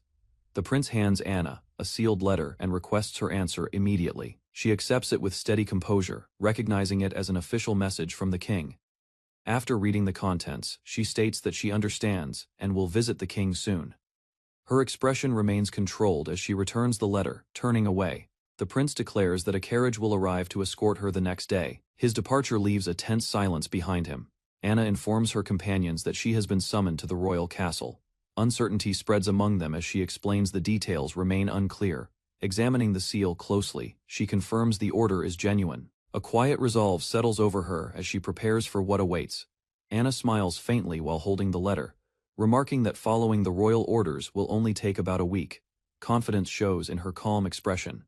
Her friends tease her gently during lunch, noticing her composed attitude. Light laughter spreads around the table as they continue eating together. One of them promises to help her catch up on missed lessons after she returns. None of them realize this meal will be their last gathering for some time. Later, Anna stands alone by a window, her thoughts growing heavier as the reality of departure settles in. Walking through the quiet corridor, she resolves to embrace her role fully and prepare for the consequences awaiting her. Anna prepares to depart as the carriage is expected soon. She entrusts matters at the academy to Alan and refuses a large farewell. The school announces her temporary absence due to official duties ordered by the king. Her classmates accept it, expecting her return within a week. 7 days pass, followed by 3 more. Yet Anna does not come back. Alan grows uneasy as uneventful lessons continue without her presence. Concerned, he visits the Duke, only to be met with anger. The older man questions why the delay has gone unnoticed. A troubling truth emerges as the Duke reveals he confirmed matters with the king. Doubt spreads when it becomes clear no such summons was issued. The Duke orders Alan to read the royal decree. Shock spreads across his face as he learns Anastasia has been commanded to marry a magician commander from the East Empire. Although the seal appears genuine, the king denies issuing such an order. Confusion deepens when no official summons to the palace can be confirmed. Suspicion shifts toward the crown prince, who avoids testifying and insists his actions protect the kingdom. Doubt grows as responsibility remains unclear. Rage overwhelms Alan when he realizes Anastasia has effectively been handed to an enemy nation. The truth feels like betrayal. Reports soon arrive that a peace convoy was attacked. War is declared by the East Empire, confirming the kingdom has been deceived. News arrives that the bride and her escort were killed, providing justification for war. Alan lowers his head, struggling to accept the report. Refusing to believe Anastasia is dead, he questions the conclusion. The Duke argues there is no proof of an attack and suspects abduction instead. Calmly analyzing the situation, the Duke concludes the Empire fabricated damage as an excuse for invasion. He further accuses the Crown Prince of arranging the forced marriage through deception. Despite his daughter's possible capture, the Duke remains composed and decisive. He orders Alan to travel to the Empire and locate her. Recognizing the danger ahead, the Duke instructs him to enlist formally as a soldier to avoid diplomatic complications. Alan accepts the Duke's plea without hesitation, vowing to bring Anastasia back. The Duke entrusts him once more, asking the B-rank adventurer to act. However, Alan explains he cannot move freely once integrated into the military structure. The Duke decides he will instead join the army under the Ramslet family's authority. Confidence returns to the Duke as he promises to arrange the details through Sabas. Determination settles between them as responsibility is clearly defined. Leaving the estate, Alan steps into the rain with renewed resolve. The looming conflict ahead no longer feels distant, recalling the game's events. He knows the East Empire slaughters civilians. Understanding the prince forged the decree, Alan prepares to confront the coming war. Anger burns across the Duke and Alan's faces as they direct their fury toward the Crown Prince. Shared resentment strengthens their resolve to uncover the truth. The following morning, Alan begins gathering information carefully. Two students reveal they were summoned to testify about the letter, confirming Anastasia remains inside the royal castle. Rumors spread that several students from opposing noble families were also invited. Suspicion deepens as political tension becomes more apparent. Uncertainty clouds the discussion when no one understands how the declaration of war connects to Anastasia's situation. Doubt persists despite fragments of new information. Leaning against the corridor wall, Alan chooses patience for now. Confidence in Anastasia's strength steadies his thoughts as he waits for the right moment. Alan questions the gatekeeper about the day Anastasia left for the royal castle. The man confirms a carriage exited through the east gate that afternoon. Details reveal the carriage departed from the royal capital and quickly left the area. Reports state the damaged vehicle was discovered a week later. Witnesses recall only luggage inside while the driver moved at high speed. Suspicion grows as the circumstances appear carefully arranged. Considering Anastasia's strength, Alan doubts she could be taken easily by a small group. The possibility emerges that another carriage carried her along a separate route. Confidence slowly returns as this theory forms. Belief in Anastasia's survival strengthens Alan's determination to continue the search. Alan thanks Sebas for the information and asks to be addressed more simply. Gratitude remains brief as heavier concerns occupy his thoughts. Evidence confirms Anastasia was sent to the royal castle, while suspicion of a forged decree lingers. The Crown Prince's involvement complicates any direct accusation. In response, the Duke issues a severe protest, refusing cooperation with the royal family until Anastasia returns. Tension rises throughout the capital as political divisions sharpen ladder. Amy approaches Alan in the corridor and mocks Anastasia's supposed fate. She casually repeats rumors about the bride's carriage being attacked. Accusations surface as Alan questions her involvement. Amy dismisses responsibility and coldly labels Anastasia a villainess, deepening his anger. Amy calmly describes a scenario where Anastasia joins the Dark Knight and returns for revenge. She treats the tragedy like a predetermined story that ends with the villainess defeated. Standing before Alan, she declares that he has already lost. Her mocking tone suggests he was never meant to influence the main narrative. Turning away, Amy continues belittling him while enjoying his anger. Alan's frustration deepens as she dismisses his efforts as meaningless. Her laughter echoes through the corridor, filled with open contempt. Satisfaction shows clearly as she delights in provoking him. Left alone, Alan reflects on his actions, realizing he gathered advantages too early and disrupted events, including destroying Amy's path to sainthood. Alan realizes his confidence in changing fate blinded him. Believing he had secured Anna's future and love, he underestimated hidden forces moving beyond his control. Now burdened by regret, he accepts responsibility for her disappearance. Though uncertain of his next step, determination hardens within him to save Anna. A noble girl gazed upward beneath the dark sky, sensing that events were shifting beyond expectation as unrest quietly spread across the kingdom. Soon after, officials announced that war with the Est Empire had begun. forcing leaders and students alike to confront a conflict that arrived earlier than history recorded. Beyond the capital, rumors described a banished noblewoman gathering forces, driven toward vengeance and prepared to exploit the chaos of civil strife. Distressed by escalating hatred, one young lady questioned the growing hostility dividing allies and enemies. Determined youths stepped forward, urging cooperation and seeking another path to protect the innocent.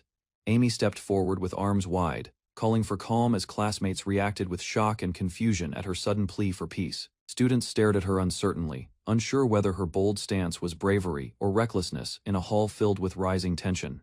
Faculty members responded sternly, reminding everyone that discussion required mutual consent and discipline despite emotional appeals. Unease settled over Amy as she realized events were diverging sharply from the expected course of the original scenario.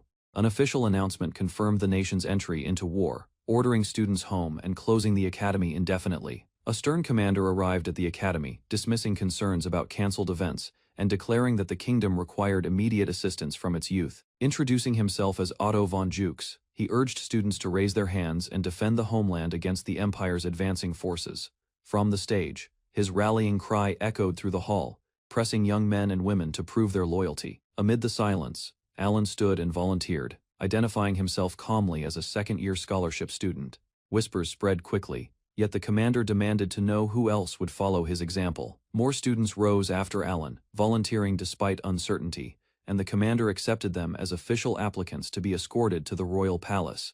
Among the crowd, some nobles remained seated, drawing quiet resentment from others who questioned the purpose of rank without shared sacrifice. Soon the selected youths changed into uniforms, received rear support assignments, and were informed they would be granted an audience with the king. Inside the grand hall, tension weighed on the volunteers as they prepared themselves to stand before the ruler of the kingdom. Kneeling together, they were formally welcomed and declared members of the royal army. After the royal audience concluded, Alan stepped forward and formally requested permission to speak before leaving the throne room. The other students were dismissed to their barracks while he remained, standing alone before the king and commander. Questioned about his origins and his connection to Ramslet, Alan clarified his intentions and declared loyalty to the royal family.